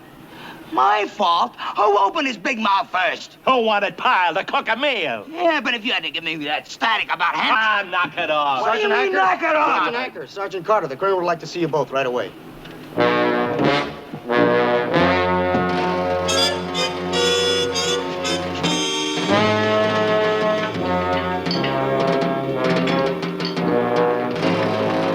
Sergeant Hacker reporting as ordered, sir. Sergeant Carter reporting as ordered, sir. At ease. I understand that you two men have had something to do with the preparation of this meal. Yes, sir. We both share in the responsibility. Good. Because I just want to say that is the best pork rinds and collard greens I have ever eaten. Not to mention those black-eyed peas, their grits and gravy, and that cherry cobbler. Well, boys, I haven't tasted cooking like that since I was a young'un, back home in Georgia. Pleasant surprise, Sergeant. I understood today's menu called for salmon croquettes. Well, I guess I'm to blame for that, sir. You see, Sergeant, when I started fixing them salmon croquettes, I couldn't make heads nor tails out of that recipe. And I knew I couldn't let the fellers go away without eating them. So I just got to thinking, and shazam, it come to me. Shazam? See, I remembered those Sunday church suppers back home and how I used to watch my Aunt Martha prepare all the fixings. So I just put my memory to work, and this is it. Well, however you did it, son, it certainly was a pleasant surprise. And you deserve a lot of credit. Well, thank you, Colonel, but I can't claim all the credit, because if it hadn't been for Sergeant Hacker here and Sergeant Carter, I never could have done it. Hold it, son. You lost me there. What do you mean? Well, to be honest with you, Colonel, up to now I've been making a real mess here in the mess hall. But Sergeant Hacker here was just as patient as he could be, hardly ever raised his voice to me. All he was worried about was me making a grade. Isn't that right, Sergeant Hacker? Yeah, Pyle, sure, that's right. And as for Sergeant Carter here, when I told him how bad things was going over here in the mess hall, he told me not to worry at all, said it was okay if I ruined a few meals. He said the only way to learn was by making mistakes. So you see, they deserve most of the credit. With faith and confidence like that, how could I go wrong? Well, apparently you two sergeants have a real talent for handling men, and that's good. Thank you, sir. All we can do is try. Give it our best. But, of course, with a bright boy like Pyle here to work with, you really have no problems. Yes, sir. He's one of my favorites. Bright as they come. Only wish I had more like him.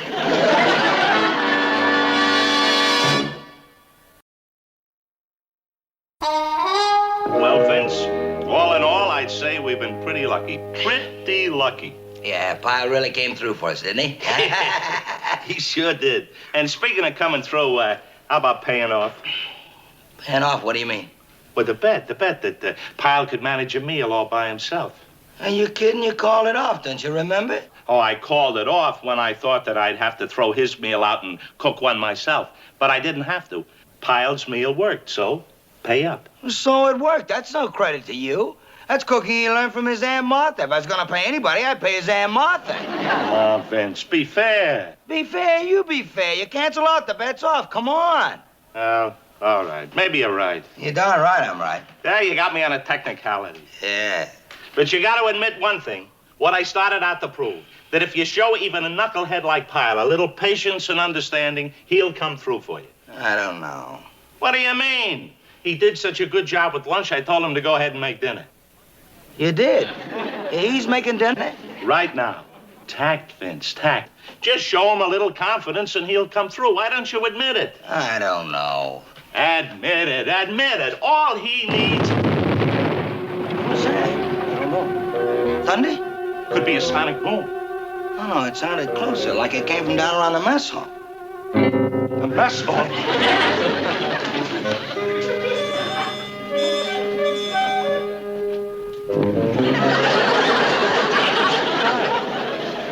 Sergeant Hacker, I got bad news about your stove. Admit what, Hacker? What should I admit, huh? What? What should I admit, huh?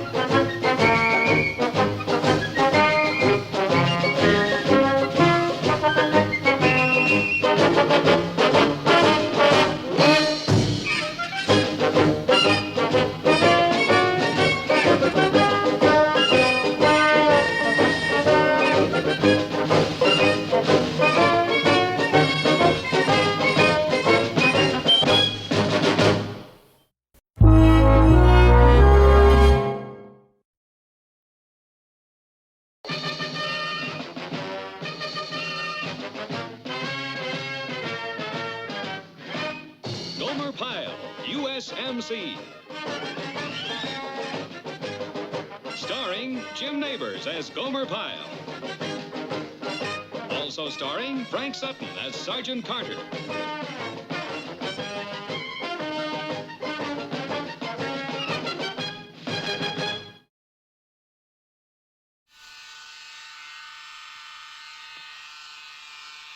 Sergeant?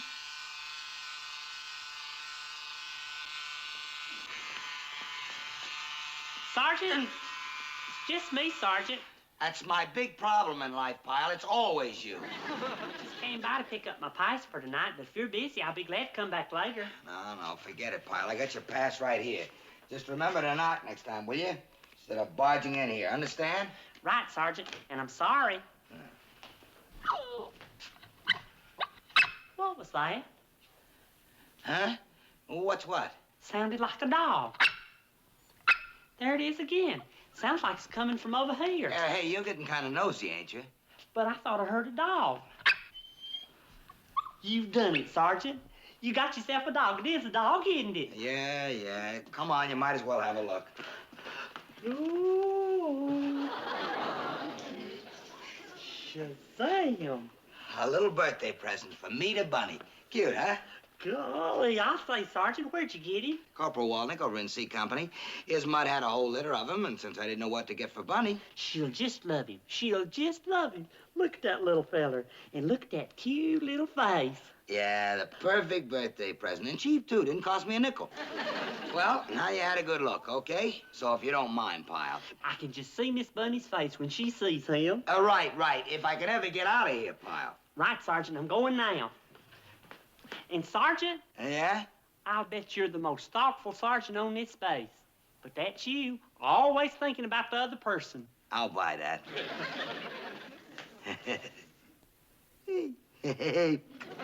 Oh, yes. Oh, you're just the cutest, the absolutely most adorable little thing I've ever seen. Yeah, he is, ain't he? Tipper, how's that sound? Huh? Well, he's got to have a name. And look, Vince, he's got a little black spot right on the tip of his tail. Tipper, huh? Yeah, I guess that's as good as any. Oh, Vince, I gotta tell you, this is the nicest present I ever got, ever. Who would ever think of giving a puppy for a present? Yeah, well, I figured you could always use a little companionship when I'm not around, that is. You sure figured right. Oh, Vince, I just don't know how to thank you enough. Don't worry, you'll think of something. Come on, let's go. Go? Well, sure, that's what I'm here for, ain't it? Take you out on the town? Oh, Vince, we can't go off and leave little Tipper all alone. Huh? Leave a little puppy in a strange apartment on his first day here? Oh, Vince, you wouldn't want me to do that. Well, he's just like a little baby. Oh, you want to stay home, huh? We have to. Well, yeah, okay. We'll stay home. Sure, I can whip up a couple of highballs. You can put on one of them ham and sweet potato frozen dinners. Exactly. And then who knows, maybe a nice romantic movie on television. What could be cozier? Huh, baby doll? Oh, is that cute? Oh, look, Vince, he doesn't like you to do that. Huh? Go on, try it again. That's the cutest thing. You are the most adorable little thing. Yeah, adorable. And to think he was all your idea. My little sweetie. Yes. Oh, come on, Bunny. We stayed home last night and the night before that. And all your time is taken up with that dog. Honestly, I'm beginning to think I made a mistake ever bringing that mud over to you. Oh, no. I didn't mean it that way. No, of course I'd never take him back. I'd cross my heart. Okay, we'll stay home tonight. Huh? I don't care. Whatever you want to defrost. Well, chalk up another big night of pouring milk and spreading newspapers. Up again, huh? 4 nights in a row, 4 nights. I can't get her out of that apartment. Doesn't sound so bad to me, Vince. The two of you home all alone with time on your hands. Not the two of us, the three of us. Remember, and baby makes three? Vince, you want to get out so bad. Maybe that's your answer. Huh? I mean, what do people do who have kids and want to get out? They get a babysitter. So who's got a baby? Well, you do. You said so yourself. You need a dog sitter. I know about babysitters, but dog sitters? Oh, yeah, they got them. Oh, come on, Chuck. Where am I going to find an idiot silly enough to sit up all night with a dog? Hey, Sergeant. I think I know. Correct that. I know. Excuse me, Sergeant. I just wanted to report that I finished that painting detail. It looks just like me. Fine. Look, Pyle, I was wondering if you have anything special on for tonight. Gosh, don't know. Well, to tell you the truth, Pyle, I was wondering if you'd like to drop by and kind of keep an eye on Bunny's new puppy tonight so as we can get away. Golly, Sergeant. You really mean that? I'd be glad to. Oh, good. That's good, Pyle. And I want to tell you you'll be doing me a big favor. Oh, no, Sergeant. It's you that's doing me the favor. There's nothing in the world I like better than a little puppy. Of course, that's not counting you, Sergeant. I was just referring to animals.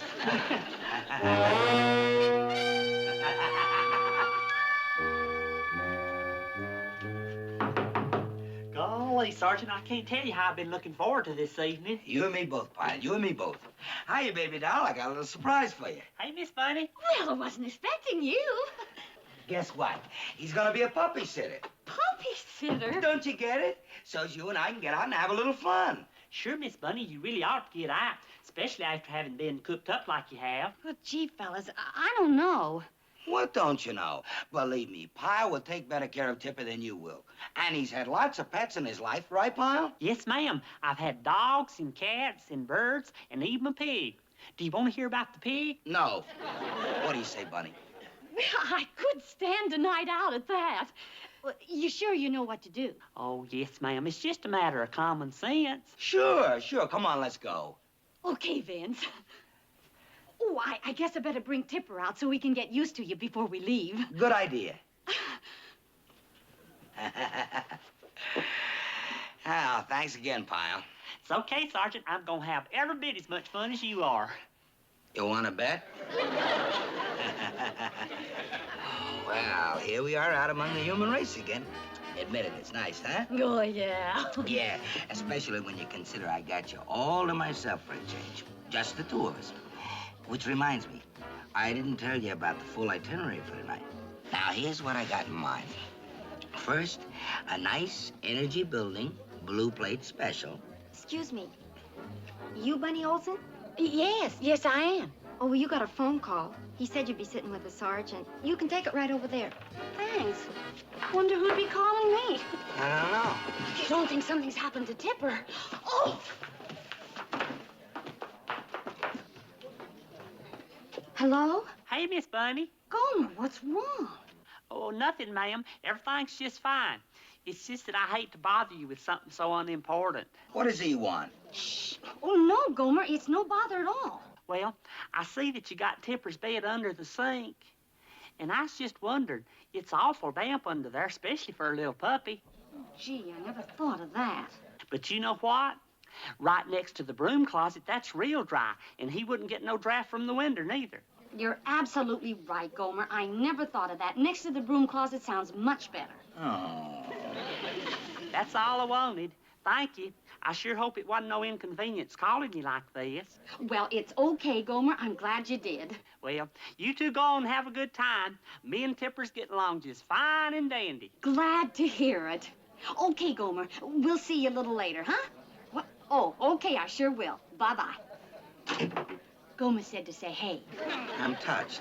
I'm really touched. That knucklehead. Well, was that a dinner? Now, about that itinerary. Here's what I thought we'd do from here. First, maybe we'll stop at Jamaica Joe's for a couple of cha-chas, you know, to work off the dinner. Sounds good. Then, what do you say we take a nice, long drive out along the ocean? And maybe we can... Miss Olson? You wanted on the phone again? You're kidding. It must be Gomer again. Oh. Only this time let me talk to him, huh? I want a few words with him. Vincent, they could be important. Sure, like which part of the newspaper does the mutt like best? The sports section or the financial page? Never mind. Hello? Hey, Miss Bunny. It's me again. No, nothing to be alarmed about. It's just that I put Tipper down to sleep next to the broom closet, and, well, he keeps crawling back under the sink. Oh, no. What? Do you know what I thought? He seems to feel real secure in the living room next to the TV set. I could keep him there. Good idea, Gomer. Why don't you try that? Tipper keeps crawling back under the sink. You gotta be kidding. That stupid meathead called you up to tell you that? Hey, Miss Bunny, is that Sergeant Carter I hear? You want to say hello? Goodbye. That's what I want to say. Goodbye. Hey, Sergeant Carter. Are you and Miss Bunny having fun? Yeah, Pyle. In between your phone calls, we're having a lot of fun. Well, you two just stay out just as late as you want to, long as I know where I can reach you in case something important comes up. I got news for you, Pyle. From here on in, you got any more hot flashes about that pooch, you're gonna have to send them by seagoing pigeon. You got that? Oh, I sure do. But you be real careful now. Them oceanfront roads are real dark and twisty this time of night. And you know what? The ocean spray gets on those roads and they get real slick. You know what I'd do if I was you? Hello? Hello?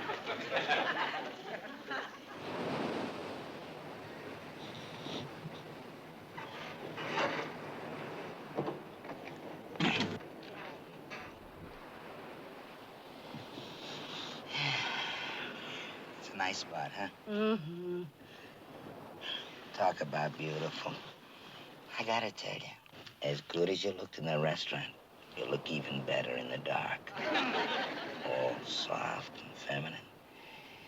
Real kissable. Oh, Vince, you know you got fuzz on your ears just like Tipper. Yeah? I guess that makes us dogs of a feather, don't it?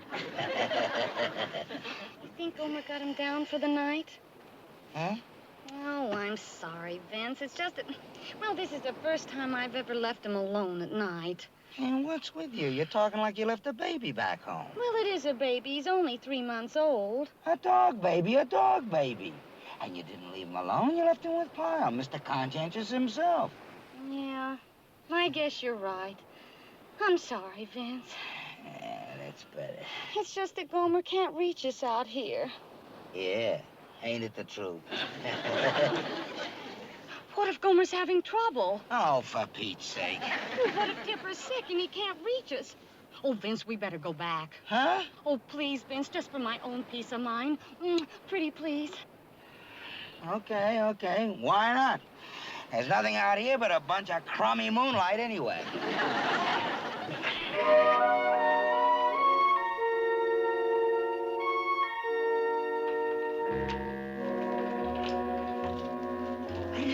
Sergeant Carter, you back so soon? Is he asleep? Did you get him down all right? Everything's fine. I got him down about an hour ago. Oh, okay, Pyle, thanks again. You can get lost now, you know what I mean. There's still some of the evening left. Good night, Tipper. What's the matter, sweetie? Golly, I must have disturbed him. Don't worry about it, Pyle. I can take care of him myself. You just get going. Oh, better let me, Vince. Oh, what's the matter, sweetie? If I may, Miss Bunny, all these faces all of a sudden is quite a shock. Come on, Tipper. Everything's gonna be all right. You just settle down. Well, will you look at that, Vince? Gomer's the only one who can keep him quiet. Yeah, a regular Pied Piper. Well, I really do have to go. Wait a minute, Gomer. You don't really have to go, do you? Tipper doesn't want you to. Well, I really would like to stay, but I guess I better go. Vince, you make him stay. You're his boss. You're the sergeant. Well, sure, but if he says he's got to go, I didn't say I had to go. You was the one. Okay. You hear that, Tipper? How about that? I'm gonna stay. I'm not going after all. Oh, good. Now we can watch the late movie and keep Tipper happy at the same time.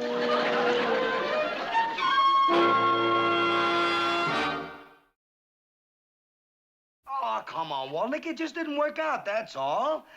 My girlfriend has a job, and she just doesn't have time to take care of... I know I should have thought of that first.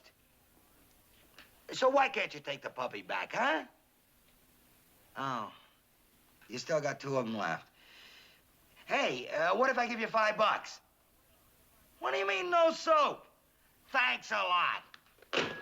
This is ridiculous. This whole thing is ridiculous. Dumb, stupid, and ridiculous. And it's really getting to you, isn't it? I'm telling you, that pup has put some cramp in my style. Things that bad, huh?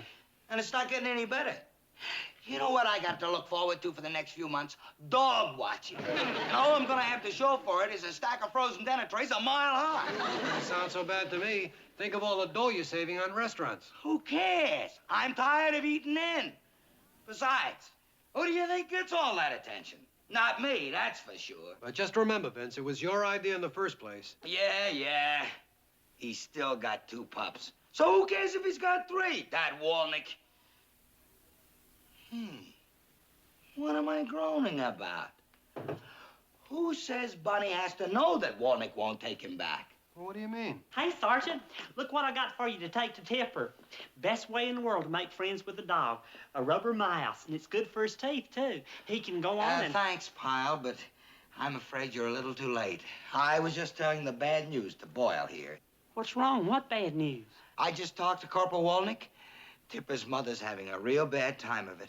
Won't eat, won't sleep, won't bark, nothing. That's a shame, Sergeant. Yeah, a case of a broken-hearted mother, if ever I heard of one. So what can I do? I had to tell Walnick I'd send the pup back. But, Sergeant, you couldn't. I hated to, but I have to, Pyle. Terrible, terrible, terrible.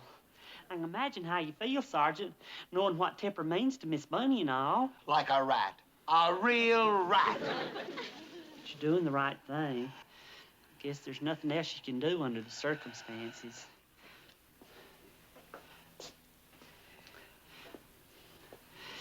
Would you tuck this in Tipper's basket? It's kind of a going-away gift. Sure thing, Pyle. And thanks.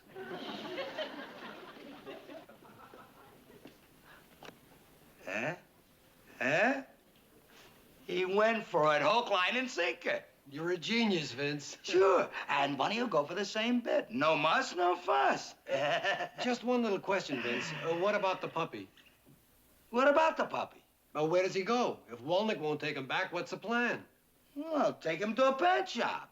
That way, number 1, he'll have lots of company during the day, and number 2, sooner or later, some nice guy's gonna come in and take him home to some lucky kid. Oh, come on, Chuck. Would I do anything that wasn't on the up and up? You know me. Yeah, that's why I asked. Just wish you hadn't given him to me in the first place. I knew I had to give him back. Oh, come on, Bunny. It's just one of those things that could happen to anybody and his mother. I can't help it. I'm so used to the little thing. Always waiting for me when I get home from work. Well, I guess I better take off, huh? Before we both fall apart. I mean, for all our sakes. I guess you're right. No use crying over spilled milk. Oh, I'm sorry, Tipper, sweetie, but it's for your own good, honest. And who knows, maybe I'll even come and visit you now and then. Yeah, sure you will. Look, Bunny, while I'm gone, why don't you get yourself all dolled up for a night on the town? You know, take your mind off things. Okay, Vince. Whatever you say. Yeah. Well, no use keeping your old lady waiting, huh, old sport? Surprise, surprise, surprise. I got it all solved, Miss Bunny. I got it all solved. You got what all solved? What are you doing with that horse? It's not a horse, Sergeant. This is Cleopatra. Who? Cleopatra, Tipper's mama. I arranged with Corporal Wolnick to bring her over here twice a week so she can visit with Tipper. You what? See, Sergeant, now Tipper don't have to go back. He don't have to go back at all. Gomer, you doll! Oh, you absolute doll! Well, I knew I had to do something knowing how you and Sergeant Carter felt about Tipper. Ain't that right, Sergeant? Did you hear that, Tipper? You're not going back after all. You're going to stay right here. You too, Gomer. You're going to stay for dinner so Tipper and his mama can spend as much time as they want together. Bless his heart. Not only do I have a puppy, Now I got a puppy's mother, and Pyle, Papa Puppy. I got a whole family. Well, at least you have one consolation. He'll grow out of it, and then he won't need all that attention. Sure. Then he'll be a bigger nuisance. I'll have to walk him around the block. I'll have to take him for his shots. I'll probably even have to fix him up with dates the way things are going now. No, I got to do something now before Bunny really gets too attached to him. Well, what? Well, you know, I've been thinking. I know. I can see the perspiration. I mean, what if we drop by Bunny's apartment? You know, while she's at work? I know where she leaves the key. My sergeant, the dog napper. It's not like that at all. I got it all worked out with a guy at the pet shop. He's gonna make sure that Tipper gets a nice home with lots of kids. I'm doing it as much for him as for me. What am I, a rat? No comment. Gone? Just like that? Oh, what a shame. Are you sure you looked all over? Look, Bunny, take it easy. I'll be right there. Just sit down and calm yourself. No, I'll check the pound. Yeah, I'll drive around the entire neighborhood. I promise. I'll look around real good. Okay. Sounds kind of different with a knife in her back, doesn't she, Vince? Oh, will you stop? Look, I told you. It was either me or the pup. Hey, Sergeant, are you going into town? Got bad news for you, Pyle. Real bad news this time. Bunny just called. The pup ran away. He ran away? Yeah, up and left. Why, that's terrible, Sergeant. Terrible, terrible, terrible. Yeah, well, look, I better rush over to Bunny. She's pretty upset. Take over, boy. I may be a while. What? Why, that's the most terrible thing I've ever heard of. Yeah, that's for sure. Well, how did he get out? How? Look, Pyle, what's done is done. You know, I've got work to do. Poor Miss Bunny. She was so attached to that little feller. Sure wish there's something I could do. Poor little Tipper, wandering around, just whining his little heart out. Oh, come on, Bunny. He's not wandering around. You know what? Some kid picked him up. Probably flipped over a Tipper the minute he saw him and took him back to a nice home. But how can we be sure? And I'll tell you something else.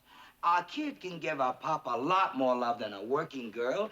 You shouldn't have a dog, Bunny. Not when you have to leave him alone all the time. Maybe you're right, Vince. It's just that I was getting so attached to Tipper, coming home to all that love and companionship. Oh, don't worry about that. I'll make sure you get all the love and companionship you can stand. Believe me, if I can't make you forget a little 2-pound puppy. Tipper.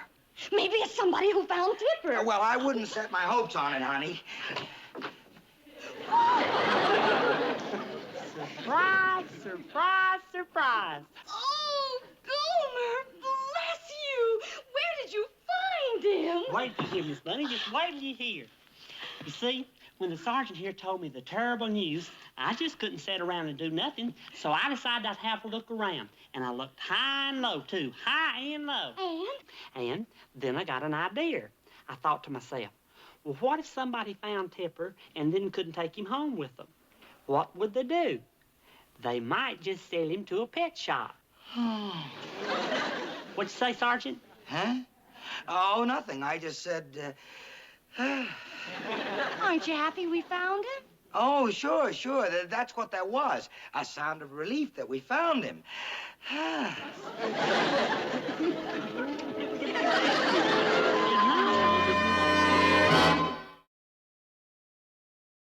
Vince, can you believe it? No, I really can't. Well, I guess I better get going and leave you three alone for a while. Wait a minute, Gomer. Didn't you say you bought him back? How much did you have to pay for him? Well, it was only $35. $35?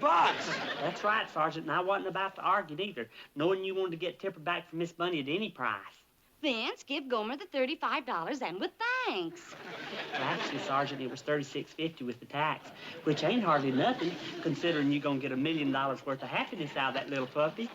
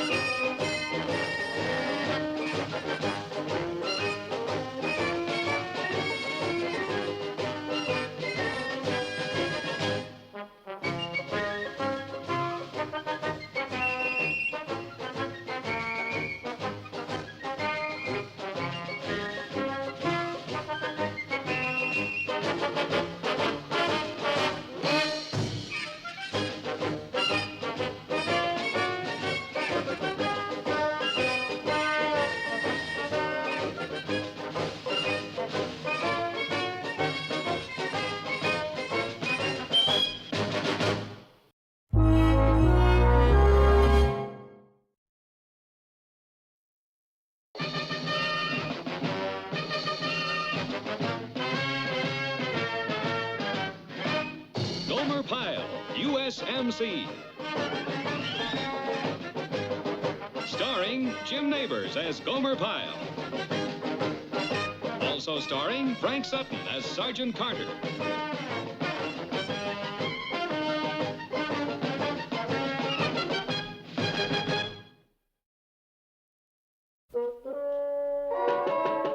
Come in.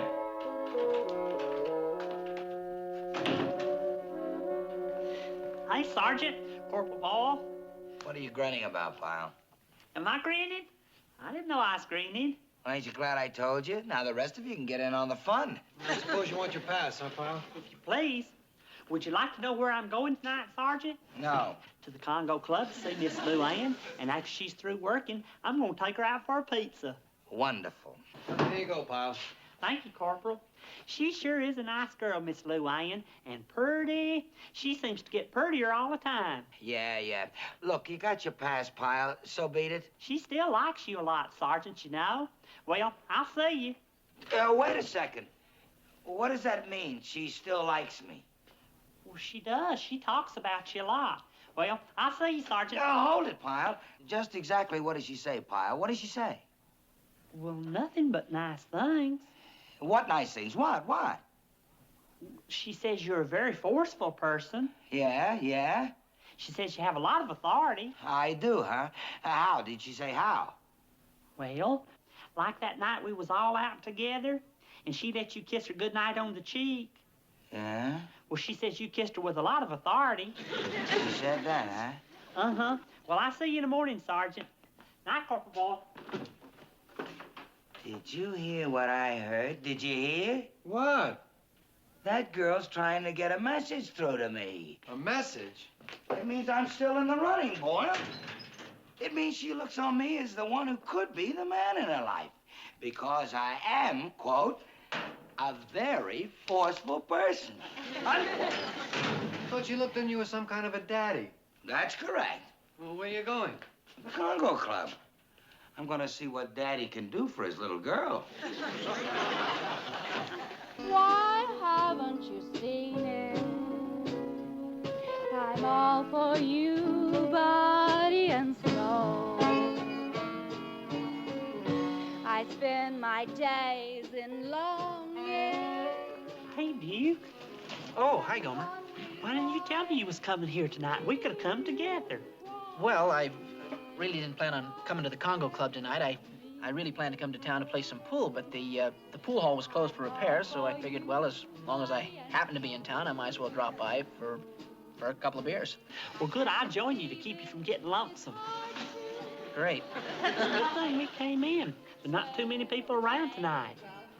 Yeah, you'd think a good-looking chick like Luann would pack 'em in. Yeah, she's pretty all right, but... But what? Well, I hate to say this about her since I'm so fond of her. What? Well, let's face it, Duke. She just hadn't got that good a voice. Her voice? What's her voice got to do with anything? Good voices are a dime a dozen. Who's got her looks, her personality? Maybe I'm old-fashioned, but I think a singer should have a good voice. I'd gladly surrender myself to you, body and soul. I can't Bring me a beer. believe it. It's hard to conceive it that you turn Hey, Sergeant. I didn't know you was coming here tonight. Well, I didn't expect to. I came into town to go to the library. Library? Today's Sunday. The library's closed. Yeah, I found that out. You know what I thought today was? Saturday. And I always go to the library on Saturday. Looks like both of you are out of luck. You came in to play pool and the place is closed. Is that a fact? It's a good thing the Congo Club's open. Else you fellers would have come into town for nothing.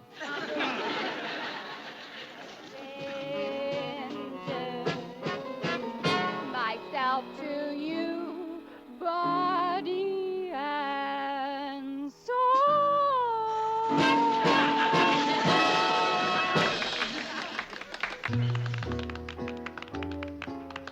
Terrific, baby, terrific. Here you go. You were great, Luann, just great. Hey, Luann, you sure look pretty tonight. Thank you, Gomer. Thank you, boys. I'm grateful you came down tonight. Looks like you're about the only ones who did. Well, that's showbiz, honey. You gotta expect an off night once in a while. It's been quite some time since I've had an on night. Actually, I don't mind telling you that, well, actually, I'm just a little bit depressed. Why, honey? You're beautiful, you're talented, you got everything. Everything except maybe a job. Huh? Mr. Walker, the owner, he said that unless business picks up, he's gonna have to let me go. He's gotta be out of his mind. Yeah, that's ridiculous. Do you know what Mr. Walker said to me? He said, since I've been singing here, there are less people in this Congo than in the one in Africa.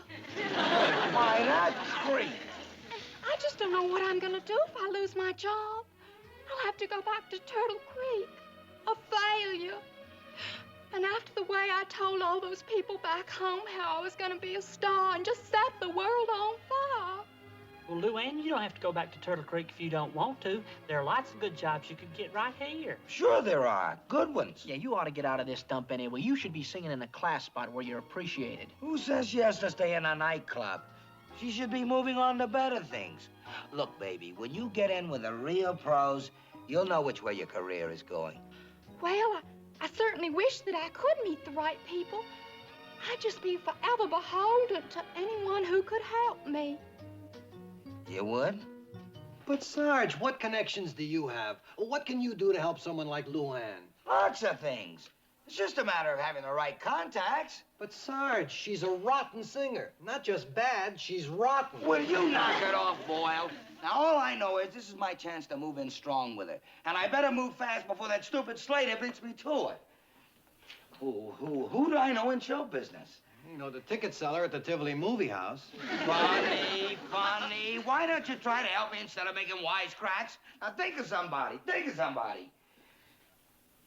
Hey, you remember that movie company that came down from Hollywood last year to make the training film? Well, Dan Curtis, the producer, and me got to be real buddy-buddy. I did him lots of favors, lots of favors. You mean you're going to try to get Luann into the movies? Well, I didn't say that. But the guy must have lots of connections. Maybe you can get her with a recording company. They got dozens of them in Hollywood. Sarge, do you honestly believe they'd ever let Luann make a record after they heard her voice? Her voice, her voice. You don't have to have a voice to make a record these days. They got amplifiers, echo chambers, gimmicks. They could take any singer today and make her a star. Except Luann Poovey. You'll see. I'm gonna make her a star. I'm gonna give her voice to the world. You don't think the world has enough troubles? Oh, I can't believe it. I just can't believe it. Look, honey, when Duke Slater makes a promise, he keeps it. Oh, Duke, you are just the most wonderful friend a girl ever had. Oh, I'm so excited. I could... Why, there's Sergeant Carter. Just wait till he hears about it. Sergeant Carter. Hi, Luann. What are you doing here? He's just gotten me the most wonderful job. That's what he's doing here. Oh? I'm gonna be on the radio. Duke's gotten me on the Don Sherwood disc jockey program. Mr. Sherwood's gonna interview me and maybe let me sing a song. Yeah? How did you manage that? Well, Don and I are kind of close. I'm always sending in requests for numbers. In fact, I happen to be his biggest requester, so, well, naturally, he owes me a favor. A local disc jockey show, huh? You know what your problem is, Slater? You think small. That's why you're a private and I'm a sergeant. Now, we on the executive staff, we think big. Big, big. And speaking of big, Luann, I have just set for you a deal that is going to send you soaring to the heights. A deal? What is it? Are you ready? You are going to make a record for the Delta Record Company in Hollywood. The Delta Record Company in Hollywood? I don't believe it. Well, I just made the deal this afternoon. She's got a date to meet Mr. Big tomorrow afternoon at 2. Oh, you mean they're going to cut a record without hearing me first? Well, first you have to go through the formality of an audition, but no problems, no problems. Sergeant Carter, you're just the most wonderful friend a girl ever had. Well, I believe in you, baby. I believe in you. Hey, everybody. Oh, Gomer, I'm so glad you're here. You'll never guess what. Well, before you say anything, I got to tell you something. I just can't hold it in. Well, what is it? You can stop your fretting. You don't have to go back to Turtle Creek, because I got you a job right here. Oh, my. A job. What's the matter, Luann? Oh, this is just all too much. I'm just crying for joy is all. Oh, Gomer, you're just the most wonderful friend a girl could have. Wait a minute, Pyle. What is this job? Yes, is it singing in one of the better clubs? No, it ain't nightclubs. Well, is it television? Television, maybe. No, it ain't television, but it does have something to do with music. Well, what is it? Well, Luann, you know Englehart's record shop down at the corner of 5th and Main? Uh-huh. Well, talk about luck. I happened to be walking past there, and I looked in the window, and I saw this sign. Sales girl wanted. Well, quick as a lick, I went in there to see Mr. Englehart before somebody beat me to it. Well, I was telling him all about you. Sales girl. You got me a job as a sales girl? Uh-huh, and Mr. Englehart wants to see you first. A sales girl? You have the gall to get a job like that for someone with Luann's talent? What? What's wrong? What's wrong? My Duke is getting me on a disc jockey program, and Sergeant Carter's getting me a chance to make a recording with a big record company in Hollywood. They are? And as for you, it appears that you are implying that I should give up singing, which just so happens to be my chosen profession. I want you to know that I resent that implication. Luann? Boy, talk about goofing. Beautiful, Pyle, beautiful. If you can commit sabotage like that against the enemy, you're sure to win a medal. I didn't mean to insult her, honest. You broke her heart, that's what you did. Boy, you'll be lucky if she ever talks to you again, Gomer. That's right. The lovesick puppy has just become a dead duck.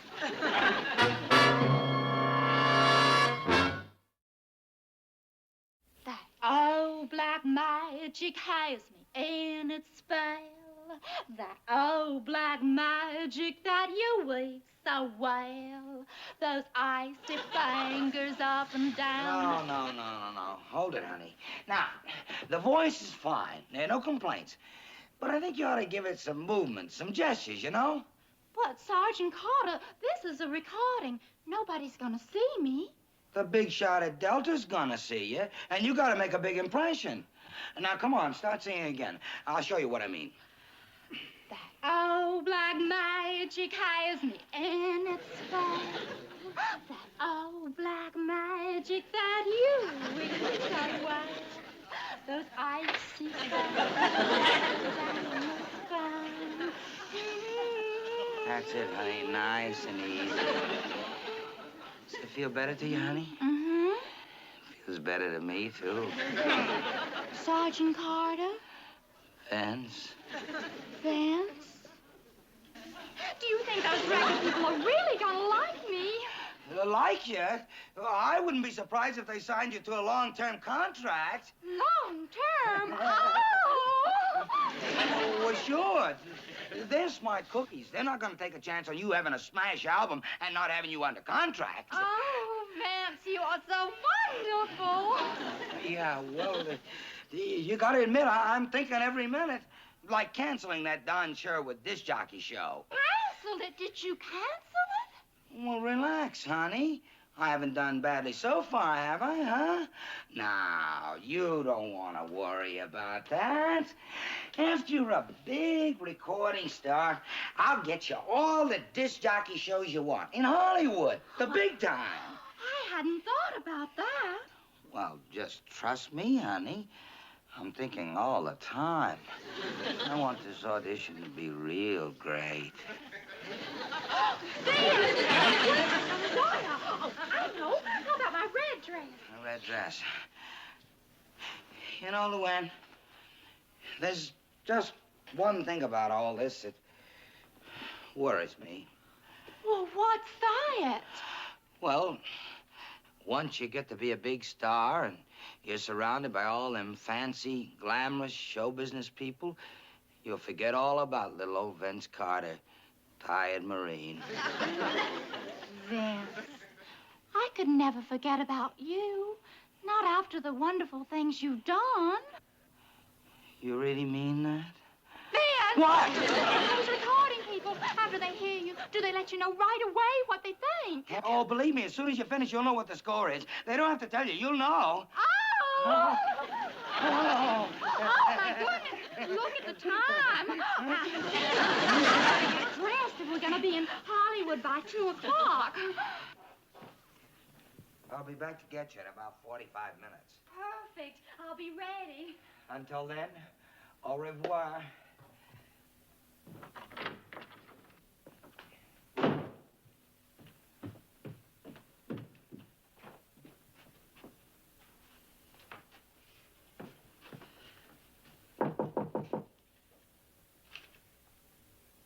Did you forget?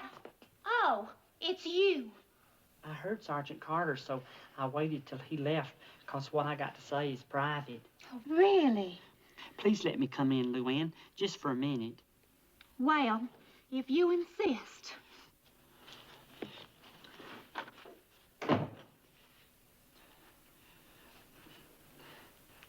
Well, you're looking pretty as ever, Luann. Pretty enough to be a sales girl? Well, now, that's what I came to talk to you about. You run off last night before I had a chance to explain. There aren't any explanations necessary. You made yourself perfectly clear. Well, all I was doing was trying to help. You said how you didn't want to go back to Turtle Creek, and I thought if I got you a job here, then you wouldn't have to. That's very sweet of you, I'm sure. And just so it won't be a waste, perhaps you could find some other girl to give that job to. Well, I'm sorry you feel that way, Luann, because, well, you're the only girl I care anything about, and that's the reason I didn't want to see you hurt. Hurt? Luann, please don't go on that audition for that there record company. And why not? You just shouldn't rush into things. Well, you're just not ready for recordings and going on disc jockey shows. Well, Sergeant Carter, Vince thinks I'm ready, and Duke thinks I'm ready. Do you know more than they do? No, but golly, I've just got to be honest with you, Luann. Your voice could stand some improving. Oh. For now. Maybe someday, though. Luann, I'm only telling you this for your own good. Not only do you insult me by offering me a job as a sales girl, but now you have the audacity to tell me that I'm a bad singer. Luann. You are a cruel man, Gomer Pyle. A cruel man. Why, you're even more cruel than the owner of the Congo Club. Well, I didn't mean to be cruel. Why, I wouldn't hurt you for anything in the world. I think that our conversation has come to a close. And since you obviously don't appreciate my talents, I suggest that you just don't come to the Congo Club anymore. You can spend your evenings at the movies, enjoying one of your monster pictures. Goodbye, Private Pyle.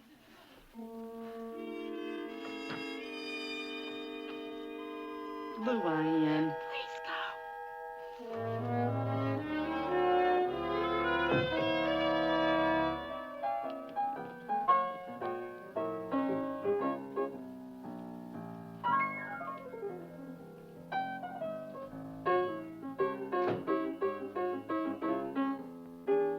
It'll be any minute now, any minute. Oh, I hope so, because I don't mind telling you, Vince. I'm a little bit nervous. Well, that's perfectly natural, honey. All the big ones get nervous right before they perform. Even Alice Faye gets the jitters. You know? Sure. But you got nothing to worry about. Fences by your side. I know. That does make me feel a little bit better. Uh-oh. That's him. It's Mr. Link. He's Mr. Big. We're ready, Miss Poovey, anytime you want to start. Okay, you're on. Relax, you're gonna be a smash. And remember, move around. That old black magic has me in its spell.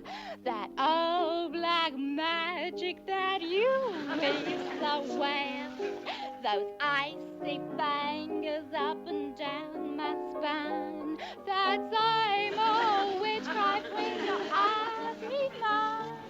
Under that old black magic called love.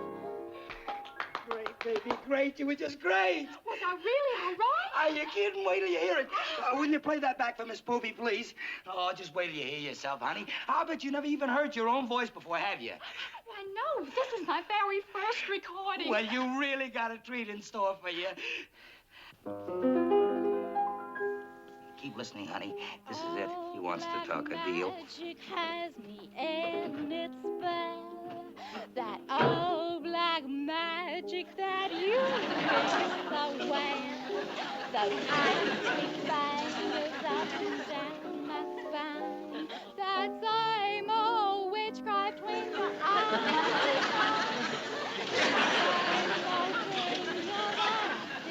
inside. And then the lullaby told Luann. starts its cry. And darling, down Luann. and down I go, round and round. Like a beast that's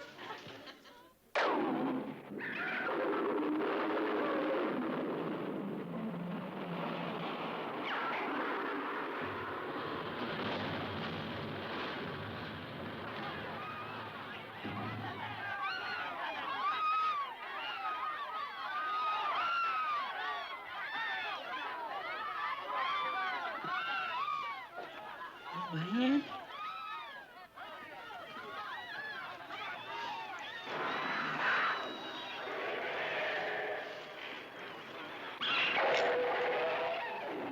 Can I have some? Oh, sure. How'd you know I was here? I checked all the movies, and I found out which one was playing the monster picture. Well, I'm glad you came, because this here is a good one.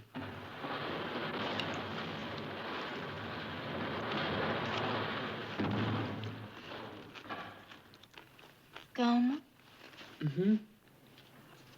that record shop you went to, what was the name of that man?